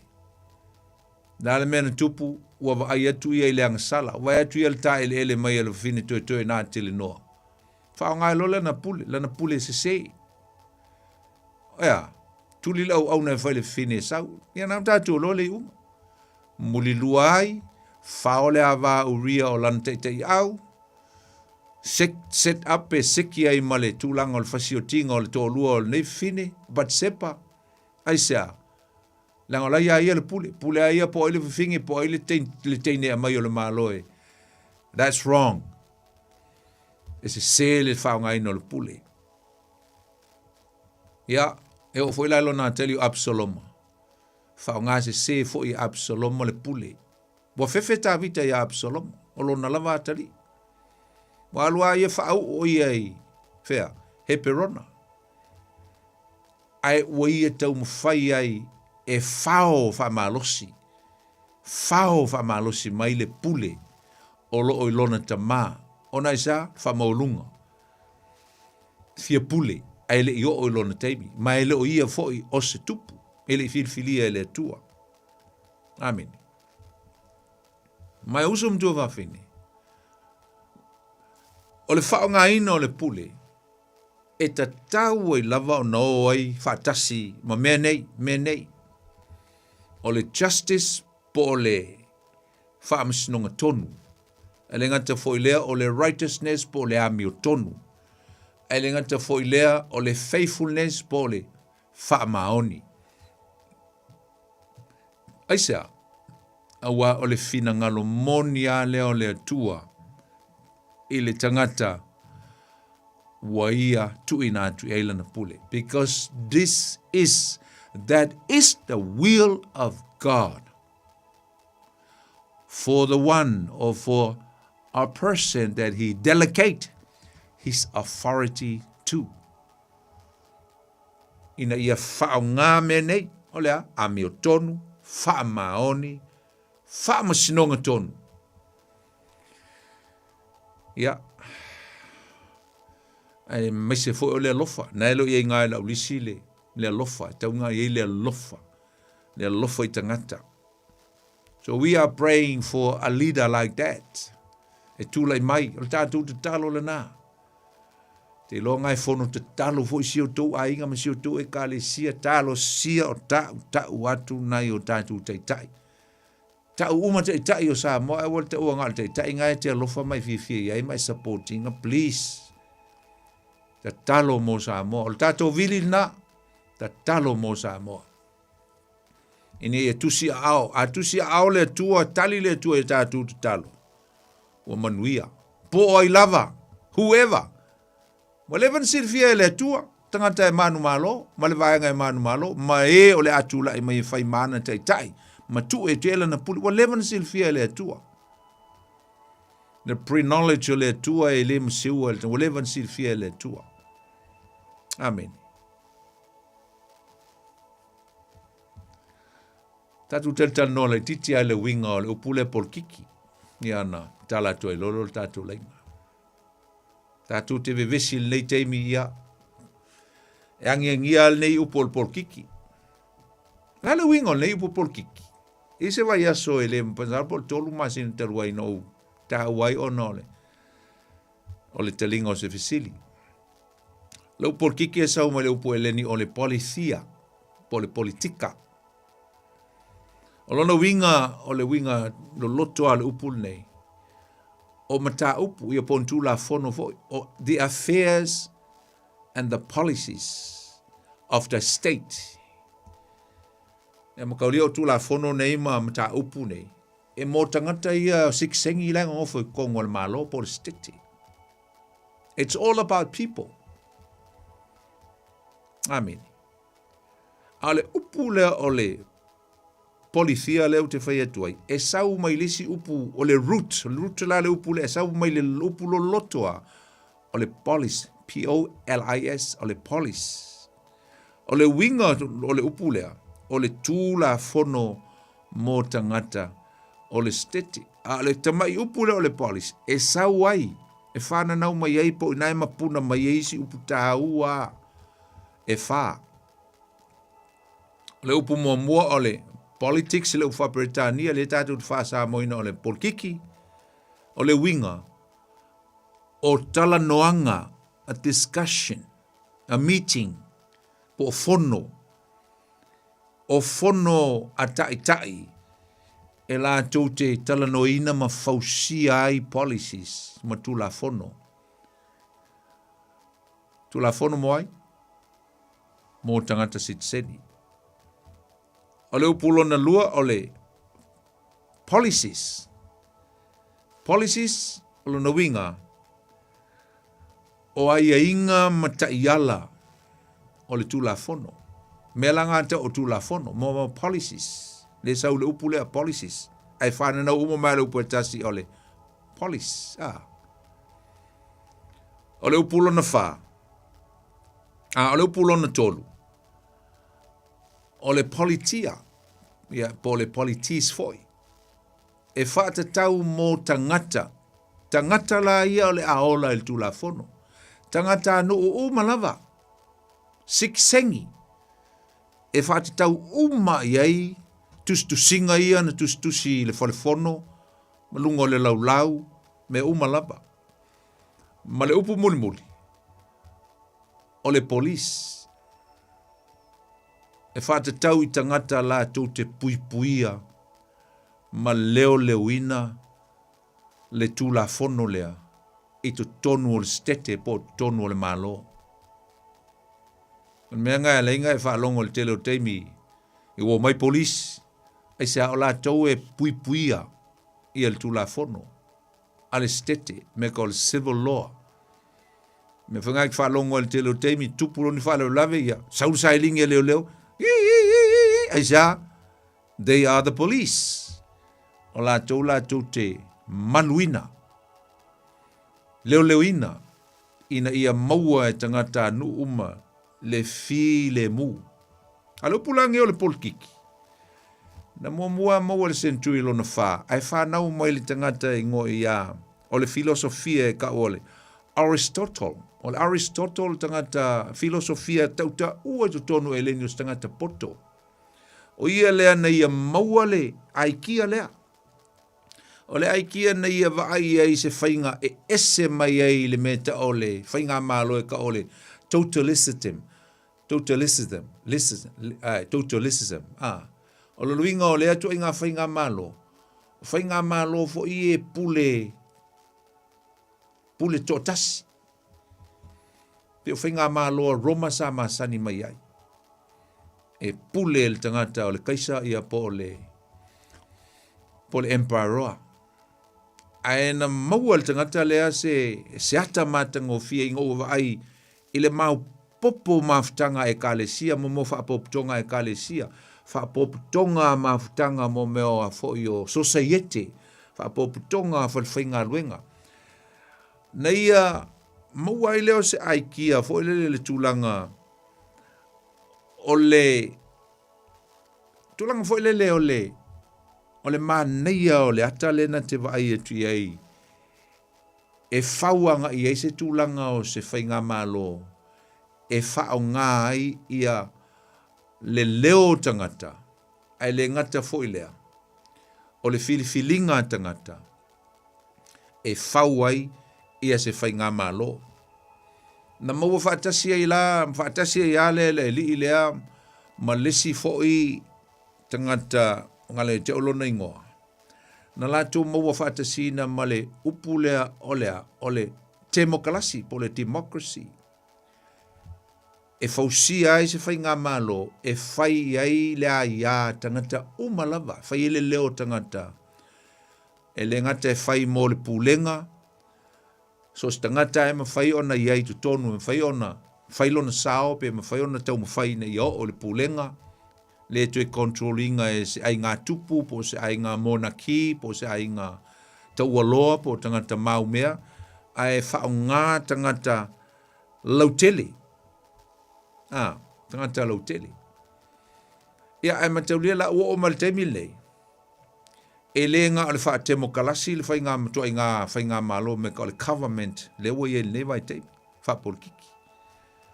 Temo kalasi le tātou te lo, le tele na tele i tu tonu o malo, i tu tonu sisifo, Western World, temo kalasi le luinga wa whai le leo tangata.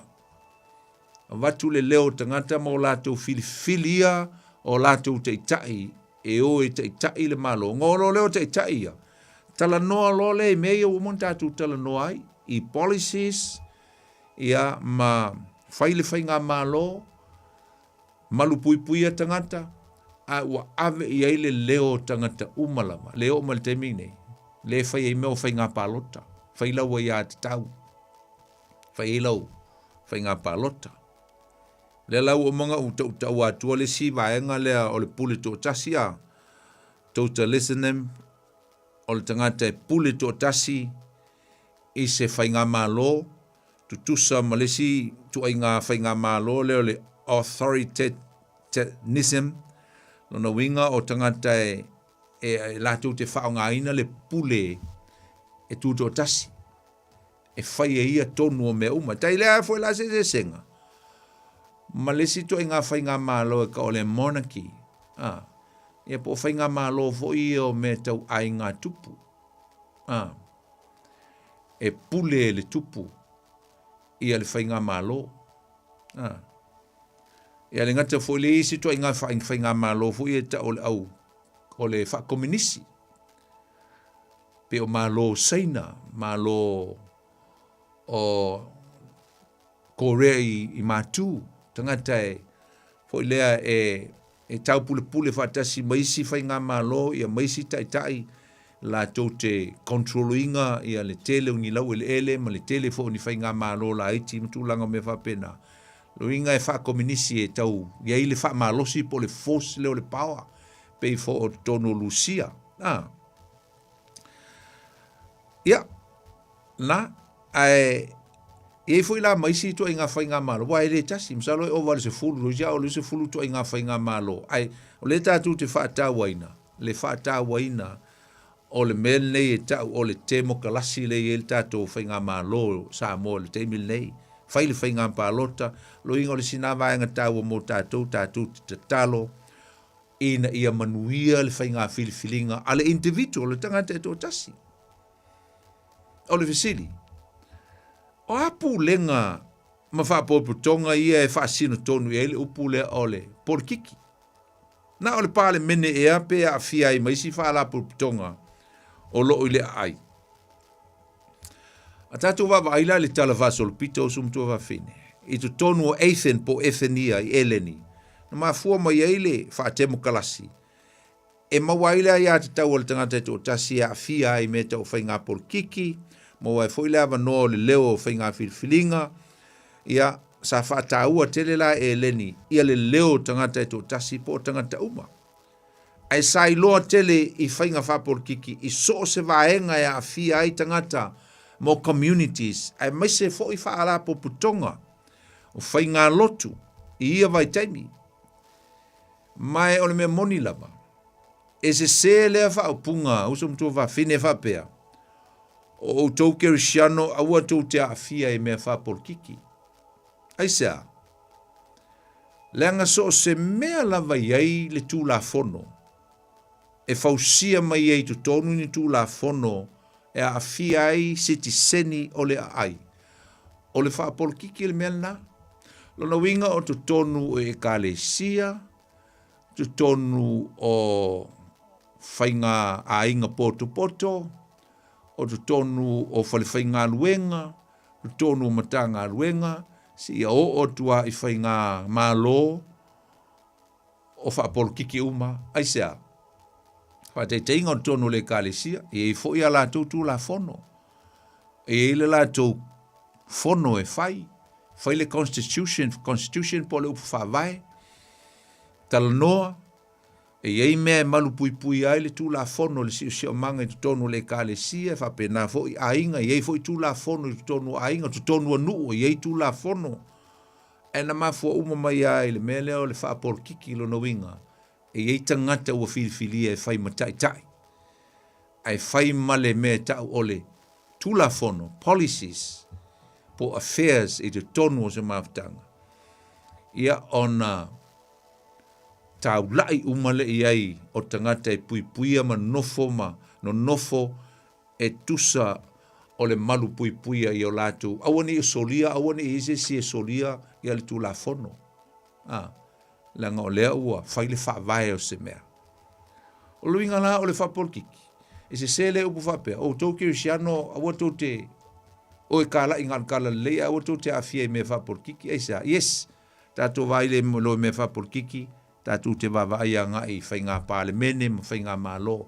Ai awa ne ngalo. Tono lo ainga, ngā fo el pol kiki. E fo inga iau tū la fono mga iau mea e whai lo ainga ma siau whanau e ale nā. Tono e kālesia. Lo inga tātou te wawai a ngai le tūlanga. E le mamau e se a tātou mai le nei mea o le pol kiki. Tō se mea tātou te iai, e a fia ai, I tātou le whapol kiki. Eisa, o le teimi fo o Iesu. E whanau mai Iesu, masau Iesu, matua Iesu, ma leva o na iei whai ngā malo e run e taipeia e whapol kiki. E mateu leo lefto a maua mai ia upu o le pol kiki ma le temo kalasi I le sentui lona wha, mai tutonu e leni, a on whanga solo mai le tala wha solo pito, ai te loa, e whanau mai Iesu, e sau Iesu laulangi. Lo ma losia le whainga o malo e taipei a fo o mengi o whapol kiki. Na. Sau Iesu a levo na yeile upu lea ole malo, kingdom, ile lololangi. Mese lava le tula e mai o Roma I lona teimi ni sau Iesu. Ma le upu lea malo sumtua whawhine, o le upu whapol kiki, kingdom, le winga le upu malo po le kingdom, the king's domain. Le winga o le tupu malana pulenga, o le tupu malana si o manga, o le tupu male malo po tangata, male lau ele. A leini tangata, ai ngā o le tupu, e leise malo. Ai e fo I le malo, ai leise tupu, e leise malo. Ke ilonga iei uma mei e lua el teimi e tasi. Mo toa iei leo le meta o le malo. Le langi Iesu I le tuta mtau lonta ma. Au le lava e faulo na malo. Se ilonga e to e fio mai Iesu. Futoa iei se meta o se malo le atua. Malo le langi. I lunga o le funga e lele. Amin. Wa tatu wa vaila I le teimi na fio mai Iesu. E sau noa I le tele wana fata oto ma mea sau noa I sau le malo le atua, I le I whao ngai nei Iesu ngi upu whapea o le ainga o le atua. I le I whao ngai nei Iesu se whao punga whapea na o le ainga o le atua. Na I whao ngai na lava le upu malo le atua. Sau Iesu leva na I mala malama I mea lai ran e Roma ma le lato whao ngai na o le upu lea malo. Sa whao ngā ina le tūlanga e taipei lava ole ua levo na iei le whaapolo kiki I nā vai teimi. A matanga lava ole ngā luenga Iesu. Malana la unga mua lava. Sa ia o ai na tue foi o ia ina ua uma na papatiso ina umalana na pongi le whaasuru aso sa e le vaum whaasuru ina tue foi a o ia ilona au ainga. Ile aina sareta mai ala ungai ma ia launga i le luka e whā, mta upo e whā lona whai upo e se fulu ma le valu, te o whai tawina. Luka e whā o lona whai upo e su ma le valu, e o lusu ma le tasi. Whafonga oi, i upo Yesu na i e tautala, i o upo wha porkiki, o upo wha le malo, nanganga sau Yesu e momoli mai le malo o lon tama. E a mai fo ile anga vatau o lona malo, ma le mea o le a wha vai ai, ma fatu ai, ma lona loto i tangata o le malo. A fonga i upo ia. Fa mai Yesu, ua i o ulunga le anganga o le li. Awa ua na wha au uma i a tau. E fola le tala le lei, i e mātitiwa. O le si mea i le upu le o le gospel, te fia avatua e le i whaitawina. O le upu le o gospel e sau Yesu, ua levo na iei le upu le e le malo wha Roma, mo le tala le lei. O le tala le upu le gospel le whatu a maua le te mina sau e Yesu. Ai se le whao ngā ina e tangata Roma o le upu le good news, po le gospel, tala le lei. Le winga o le upu e leni, o le winga o le tala e le lei. A o ina oro mai kongua pe wha manu malo ina se whanua po se malo. Ai malo, ma la tau whao mai. E wha ingo ina e la tau o le good news, o le gospel. Ai whao ngai se whao ngai na, e le tala whea ngai ma le whao ngai no le tala le leile na sau Yesu e mai. Sau la Yesu, o le vangai mafau fau o tangata Roma, sikisengi o Roma le upu le o le good news, o le tala le lei. Whao ngai mea e whao ngai Roma la tu ma losi, ma tau tia, a la tu maua, it's a good news to the citizens and the kingdom of Rome. Ai sau la Yesu, whai leo lana sau noanga whamai, wai lunga ya tau te fola le good news, fola ya te ai, i e mātitiwa, le mālo le atua, le anga matau o le mālo le atua. A lofa i tangata mātitiwa. Wa awina mai au e ia e lo tama e wha mālo lo i e loto momo, e tā la i le saolotonga i le tā whianga, ma ia pupula mata o tā waso, e tu saoloto i e ua wha sawa aina, le o te whaitau atua le anga matau o le mālo Yesu. Wa epo sfulma leiva. E tā lai whalongo. E tā lai. No inga le good news. E tā lai i le tausanga e fina ngalo malie mai ai le ali.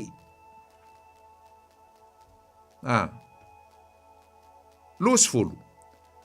Ua tā ai e ia le tusi. O na tua tuai lea i le au auna. Ua nofo i lalo. O na pula toa mai lea i a te ia o mata o tangata uma i le sunako. A le whaupunga le sau i e tā lai le tausanga e fina ngalo malie mai ai le ali. O lo whata tau tonua sau noanga i e Yesu i le teimi le o tau nuu mai ai o ia ma le tala le lei po le whailoi na mai o le angava tau o le malo o lonta maa. O le teimi lea na pule sa wa isi malo si i o mai a Roma e lea lo lofa moni tangata nuu. Tangata matitiwa. Tangata le taulia, the vulnerable, the sick, the outcaster, the poor. Aina sau Yesu o le winga o upuia. Tā lai le tausanga ua fina ngalo malie ma iai leli o le teimi tonua le o sawa Yesu. E a maila na tala lelei. Ma teimi ena ngalua e ma fola ai, o mele tau ole, tau sanga e fina ngalo malie i ai le atua. Lale wingo le upu. Whailoa mai Yesu i teimi ia, o le malo le atua, e tutusa uma tangata. Every body are even. Leise si e whaasiri le atua, leise si e tutusa uma le silsila le tua tangata e alofa i tangata uma lava le atua. Amen. Alale mele iai ia talo sia e whape ngā le whai ngā malo Samoa o lo fotu mai. le moni o le alofa, tangata uma. Na le mele i le tele whainga o fo nge tunu tatu te New Zealand, fola mai, e le whainga maa loa latu me whai, e o mai, e le ai ama se me whai ai sea, ngā le fola, ai le moni le alofa, i le whaatinoa men fola ai, a latu anga matau. So let's pray hard for our country in Samoa. So whoever is going to come into power, let them love the people, and everybody should be the same, even. Tu tusa umai pe ole anga matau e Yesu. Le winga lea, tau sanga e tau le lei ai, sau Yesu, whaawina e lontama, au maili tala le lei, e whaailoa tuai, ole mālole nei, e tu tusa tangata uma. We love, the love of God can be even, above all, tangata uma. Mamai, millionaire, mawalalo, sasae masisifo, e tu tusa tangata uma. Ile anga matau, a Yesu Keriso, malona malo. Le lava e fauina i le temi nei tu tonu o e kalesia i lola fatu tua, le fau i le malo le tua. Pe tauna mau i tonu e kalesia Kirisiano, le anga matau le o le alofa. Le alofa so se tasi. Ia moni le alofa. Fola, ma ia moni le alofa. Fatino le alofa. Le alofa moni tangata. Ai le na fola, ai le se me fatinoa. Ia. O ia mai le pule, o le atua. Ta tala atu le tātou leina. O ia au le pule, o le atua. Nau te tala atu le tātou leina. Pea e fia walau mai. E le tātou mta aupule. Nei fiafi. E tātou te. Mai fusu, so manatu. La so manatu iai. Ia. E whapena ona whalau te le tātou. Ta aupule nei fiafi. Le atua e sufumaltolu tātou minute. Ia whamanuia le atua. E le fiafi e tusa mal tātou whalongolongo. E le upo le atua. Ia usau tātou walau mua. Talofa. Malo lava. Ia, oile sau no fa mole. O tui. Talofa tui. Ia, sau no mai. Malo lava. So fo mau e lau sunga le whawhengai.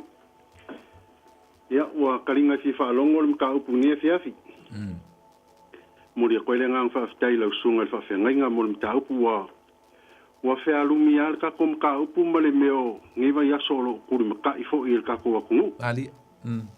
Ia, awa lava se firinga foi ma kulanga foi oi ola kulai mai yela a ole vaenga le ola ole kalangol por kiki poni fa mole ia nga si vaenga la ki ale ganga o fa popo kwai e mo ia sa wanga la sunga fa kau por kiki ia masalonga sa mole o luai por kiki e o iai ia awa mo ia i kulanga por kiki o New Zealand mai sia kung ola lang ia o murmur ko i pela ko kulanga por kiki nga sa mola le o luai por kiki o por kiki nga pe nga esa ngo iai ia po ai ola akula mai nga ke kau ave ia mal por kiki le wa nga ai ma wala vi luai ka ko ngol por kiki ele ia pe va nga ia pe o upui ai le por kiki ia ma o pe o foringa o kuskusilima i e kalesia mariela ele ka kau ngo ia le mele ai le o le me ka kau pe kai o wa ele le fa nga inga ia mo ila le nga a le mele fi ava ko isa wa u a so kau au fo i ka kom kau ma ko fi o le puli ia e se le ma ngo fi o le makau onga masalo le la ka ngo fa piko pe i ka ko ku ia le anga e le fai kau le ka ko ku o le pule kofi lor ka o ke i o le finga ngalo la sunga la ngol me fo la ka ngo merkus pa ia ia o pule o malava mai le li ia le fo e fa kongu mai ka ko e ao lava nga ia ka ko ska im fa longo yo ka ko pule mari ka ko kai a le fa la me lave le mele o kupu o lo o ye le fai kau a Samoa e kula i lor nga ka o le pule e ye le upo ke manga o fa pipi i ai pongi fa ia se vai anga fa fonga anga ka ko ku o le pule e pe e foringa fonga le pule wa kofi le li e pe fo le nga ole o pule wa kula i mai kai mingi i fa nga malo pe nga ye kai mingi pe wa nga se ke atika ia e nga se ka nga ke fa ka u o le fina nga le moni lava A ole mele kupu ya Samoa. E kula i lore pule. Pe kula i lore kai. O nga iai lole ya ke ia le mele ka ole ao langa pule. Ole sovereign. Malie. Ai ngalo ia. Ele o ia le mele nga. Mania. Nga o se pei o le kea teikanga ia. Mania. Ai o longa kiuke nga mairi ka nga kai ao langa pule. Mania. E pila o ingale a leinga saua, le foi la ua leinga be vesi lo kako aku. Ia onga o lea ia kako kankanga ila ia i lewa e folasia ia isi kupu ma isi kai o isi fai ngā malo. E sako kofi eleli. Ai ngā koe ave ese eleri. Malie. E kai wha pengala o kilo le kako aku, e si la fia lo eleli o ua o i ka ngaka le mele o le ao. O langa pule. Ave ese loa. Marie. Ave ese lo eleli. O lea la o kako kuri makai ngai le kaimini ngai. Ongi o ke wha maluru aku lau sunga. Onga o lea nga e ka ua kako, o le kako makawhai oi le kaimini ngai o le kako kakalo. Ai au kilo le kuspa ia makupu ia nga e folasia pongi. O le kele o kupu ia kula i mai. A kako wawa ai ngai le ngofo i ngā tupu la ko o le whaupunga la mai. Nga sili leleanga o mea nga whai e pai ma la whai ngai loilong ka maa ma le kula i mai isi kupu o mu. Isi kupu o kua ngai. Ai se anga ko kofi e leri, o le fesili ke lea lea.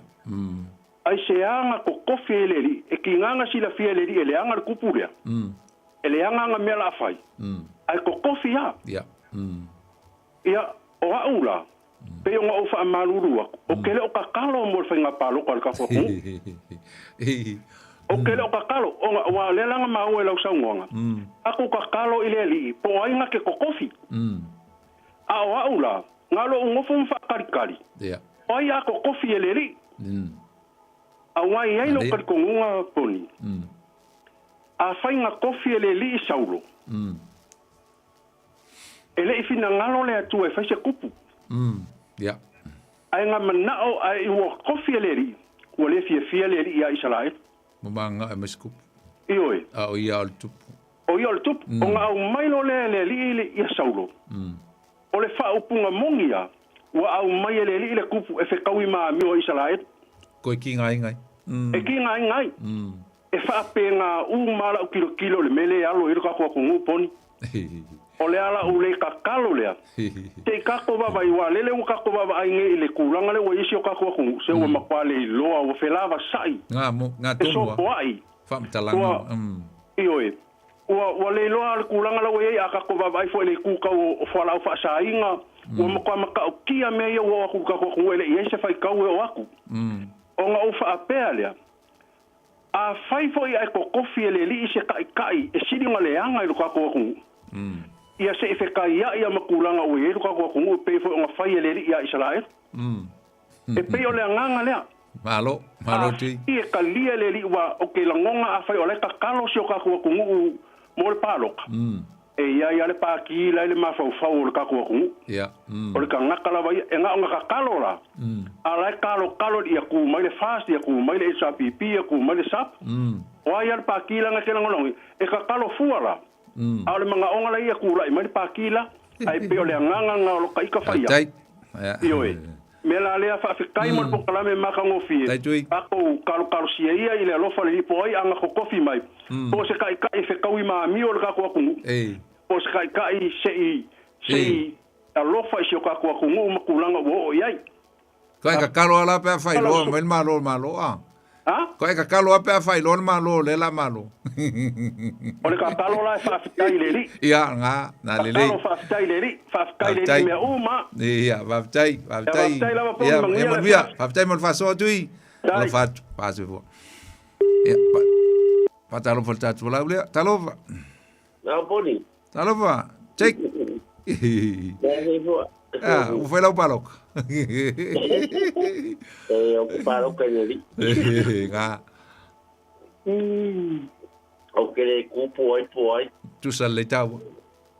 Talo. Ia pega o morfine mo Samoa. Ele.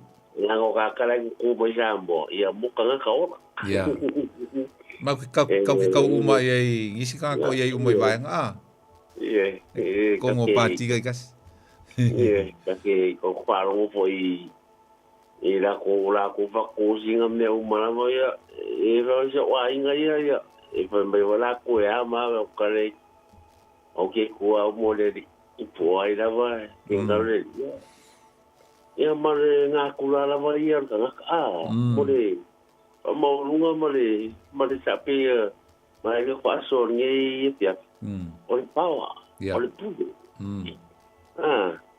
Pia mianga lenga ko lenga fa ko fa so de fingi poni lenga ko o le pule la va ia markam ko i ua Kere vo fam singo ngai Samoa che kere fam singo ngai Samoa ko fam singo a inga ia o su ngol puli o ingo o fangu ki ngai lo ere se pi kanga ma se ia ile mea o fa nga la vale ia nga ta lo fai che ka ko i me ia o nga me ia o le ia de nga me o le alanga le ke i ko sa polo ko i ro i le mai ko i le mai ko poka la mengi se pun ia o ko lo po la si pe ko so be o ke o fa lo yo se ta wi le pa o wa so le ni va ia so le mo le se pa lo ka ia no ia ka ko fa kalo nga oi deli na era ga ko ke pi sai po ia deli ia la va expert ka di me o mala va ga ko ke kalo ia o mal tau nga tau nak malurua ia o ma ka ho ia ke role sa vidia ringa maluru ai o dia ka pole asiema de alla o pokalami aftai wala mai alo fotele atu mo mala inga ia alo fakoso ia okay ia wallai ia fase fo pa talo fatul tatu la talofa poni talofa Antonina ia o mai oitina ia le ara vai malo no si Fatai fu po kalame mana ye ne tula le po fa mana tu e fu me o tu fu mai sa ko wa tu no ai mai le lava me si si ta tu no le pule ye te au ya o pedi au se vai ngai se pa ti pa u lava le me o le tatalo ile tu ia so ani ya Samoa o ai lava le atu lai mai ia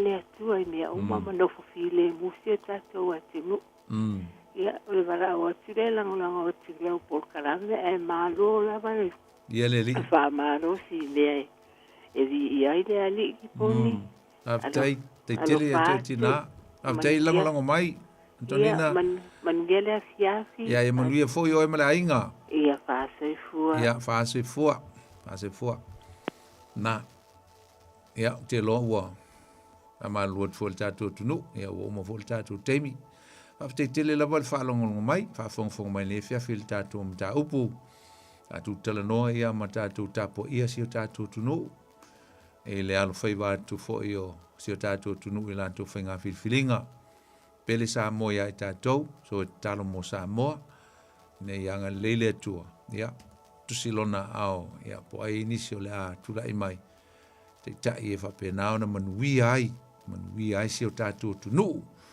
tangata lau tele, lofa, tangata uma lava ele whapito, po ai tangata lofa iai, lofa i tangata uma.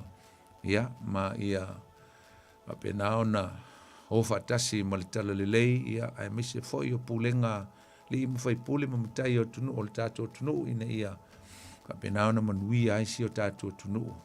Ia, mo ana fai ngā malo. Ia anga ele lumanai ia e la fai utato se talo ne fiafi fa te tele lo mantu tua ma tu te fa fo tu lava le vinga ma le fa nu fa ni tanga ia oi fa tai u fa wina le mantu ta upul ne fiafi lo fa tasi mai ma lo mafuta i mai ma to ia me se lava le mantu tel no e le mantu ta upu winga le pule ne tua mantu te avam fa alo ia oi wa oi ia mai le pule ao pe ona mātou tal no ni fiafi o mātou lava ona on tangata tau simea tofu lava i mātou ma pule ese o itu ai ngā pule we tuina mai mātou o lava i tonu o mātou ainga, ka le sia, na te foi leo tonu o nuu, ia ma whai ngā mālo, e mātou te talo mo mātou walau ia to e le tua, a we a mai le pule a mai ma le poto ma le whautauta, mātou te mwhai ei ona pulea, ma le ami o tonu, pulea ma le matau, pulea ma le alofa, ma le whaamasinonga tonu, ia mea uma mātou te whaonga ina i lau pule, whaamnia i au tangata malava, si o mātou tunu, e mese lava i lātou, o lo mātou mafuta le fiafi e o manuia ia i lātou, ia mātou ave lau upu whaonga, ma wais whaamnianga, mas whaasilinga malos whaalenganga mo i mātou, ia whaamnia atu i au tangata, e mese fo e whainga maro longa le nei pō, ma le nei vai aso mga ruenga, o ngā nei mātou whanau, mātou tue whelo i lewa i aso le manuia, aivi ia pe oelo mātou li i whavau, whaafte tele Yesu, mātou talo malau a tua i lau swafa.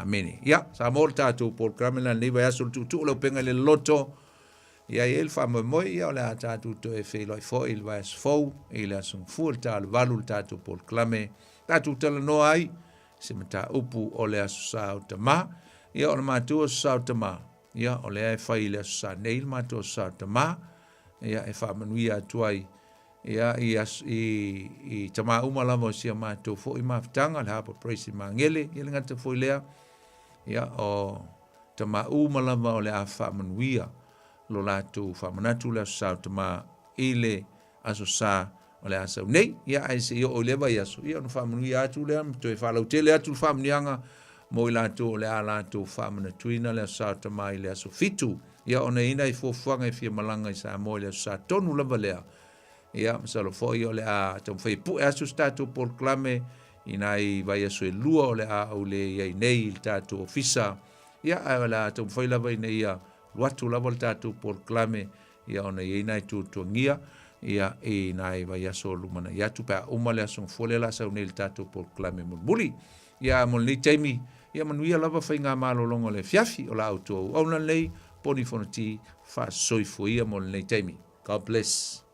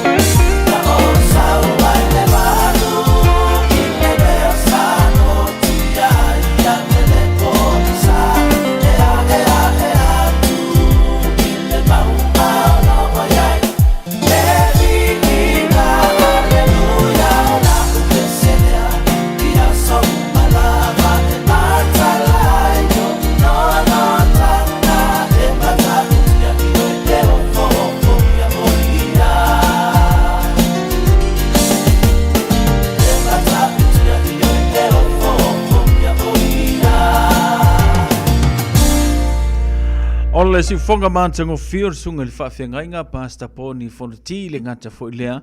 Ia, ole sunga ia tala le lei matau ia manisi nao whatunga ole nei fo ia fiafi ia e matautia maofo fongia le lofo le tua. Tawalunga tua i le tautua ale sunga le whawhengainga pasta poni fonoti ma le tato por kalame le nei ia fiafi ole tu le upenga i le loto. Ia manatu le na ua whaafonga i eili tātua tinu maise na wafo i lātou olo i eita pena pendanga ma suenga ile a fionga le tua wane ingalo misi le nei po ala mwhaina te mawasi sio na whaapoponga le tātou por kalame lava le nei ile asonga fu o le vai aso asau. Ia e mawhai fo i ona e te alurungo le tātou por kalame pe amahe ala nei po e viu le tātou por kalame lungo le Facebook page ma le tātou YouTube channel e te maua le le tātou pon kalame le nā. Whaftai atu ilana au auna, ia ono o le whaavanoina o le teimi, ia a maise o le whaatautei o le tātou pon kalame pe o ne iai, ia le nei ia fiafi, ia ma le tautua. Nga leile tua ma pui a ao le tue tali watu o lana au aune mo te malawa, ia manu ia foi malo longa o le nei po. Ina watu lai ma le tātou teimi le wanti le watu e se furu fitu minute, ona tale o le tulas fulu te pa foi na minute o le tampo klame ia ona tatu fa matafi foi le mole tu foi le fa taitele e lanto uma lava le sa mai mo mai matam te po mai le tanto por klame pe ona yele ne ya fiafi ta fa o male fia tangi ai fa tu sia o sia u asoa o sia u funga o la au u ave a ele sau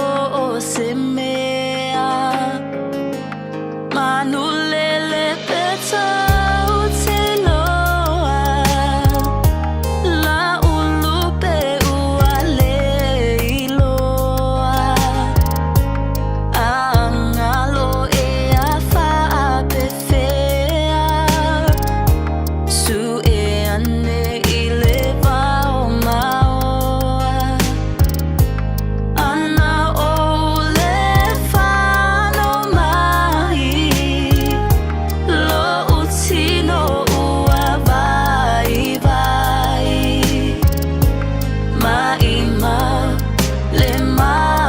tanga I pe au whawhati mai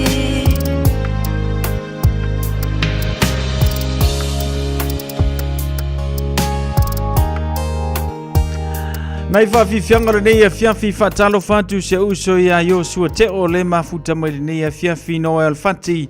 Ia, ma lola se fua manuia ia te o tau whaaftai le whatasi mai, ia whaaftai foi. Ia, mo le tātou mawtanga mātango fie le nei fo ia whiawhi lona aso ngā fua. Ia, o i fua manatu o le tawalunga fo le nao le tātou porkalame. Ia, a maise i o le tātou tautua le nei a whiawhi. Ngā leile atua i malolonga le ngata fo lea. Ia, o le toe...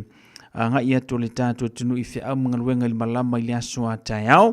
Ia, ma anga le leifo I le tua I fufuanga uma. Ma tūlanga peo na iai ia ngā luenga o le neiva yaso. Whirai tātou I le aso a tai au le lofa milanga le lei o le tua.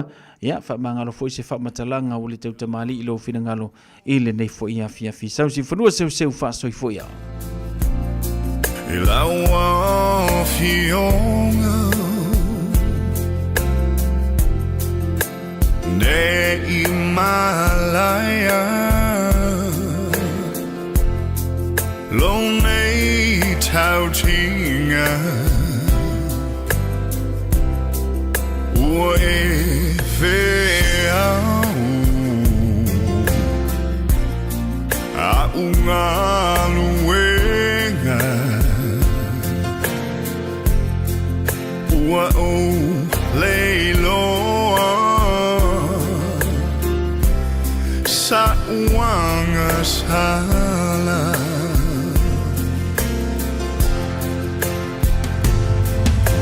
Ave au E tunu le ainga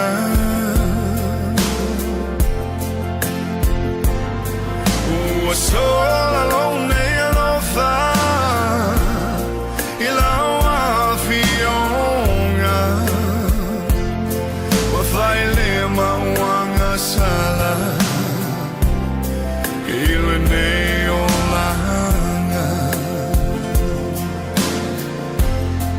Mai mau peona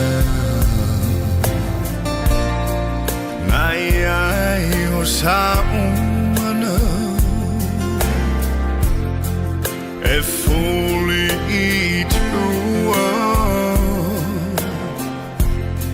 Le nei olanga Ai toe amata Mai I le amatanga I taimi mua mua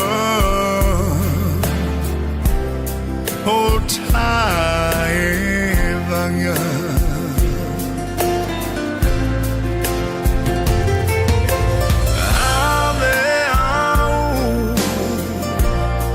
Tunu le ainga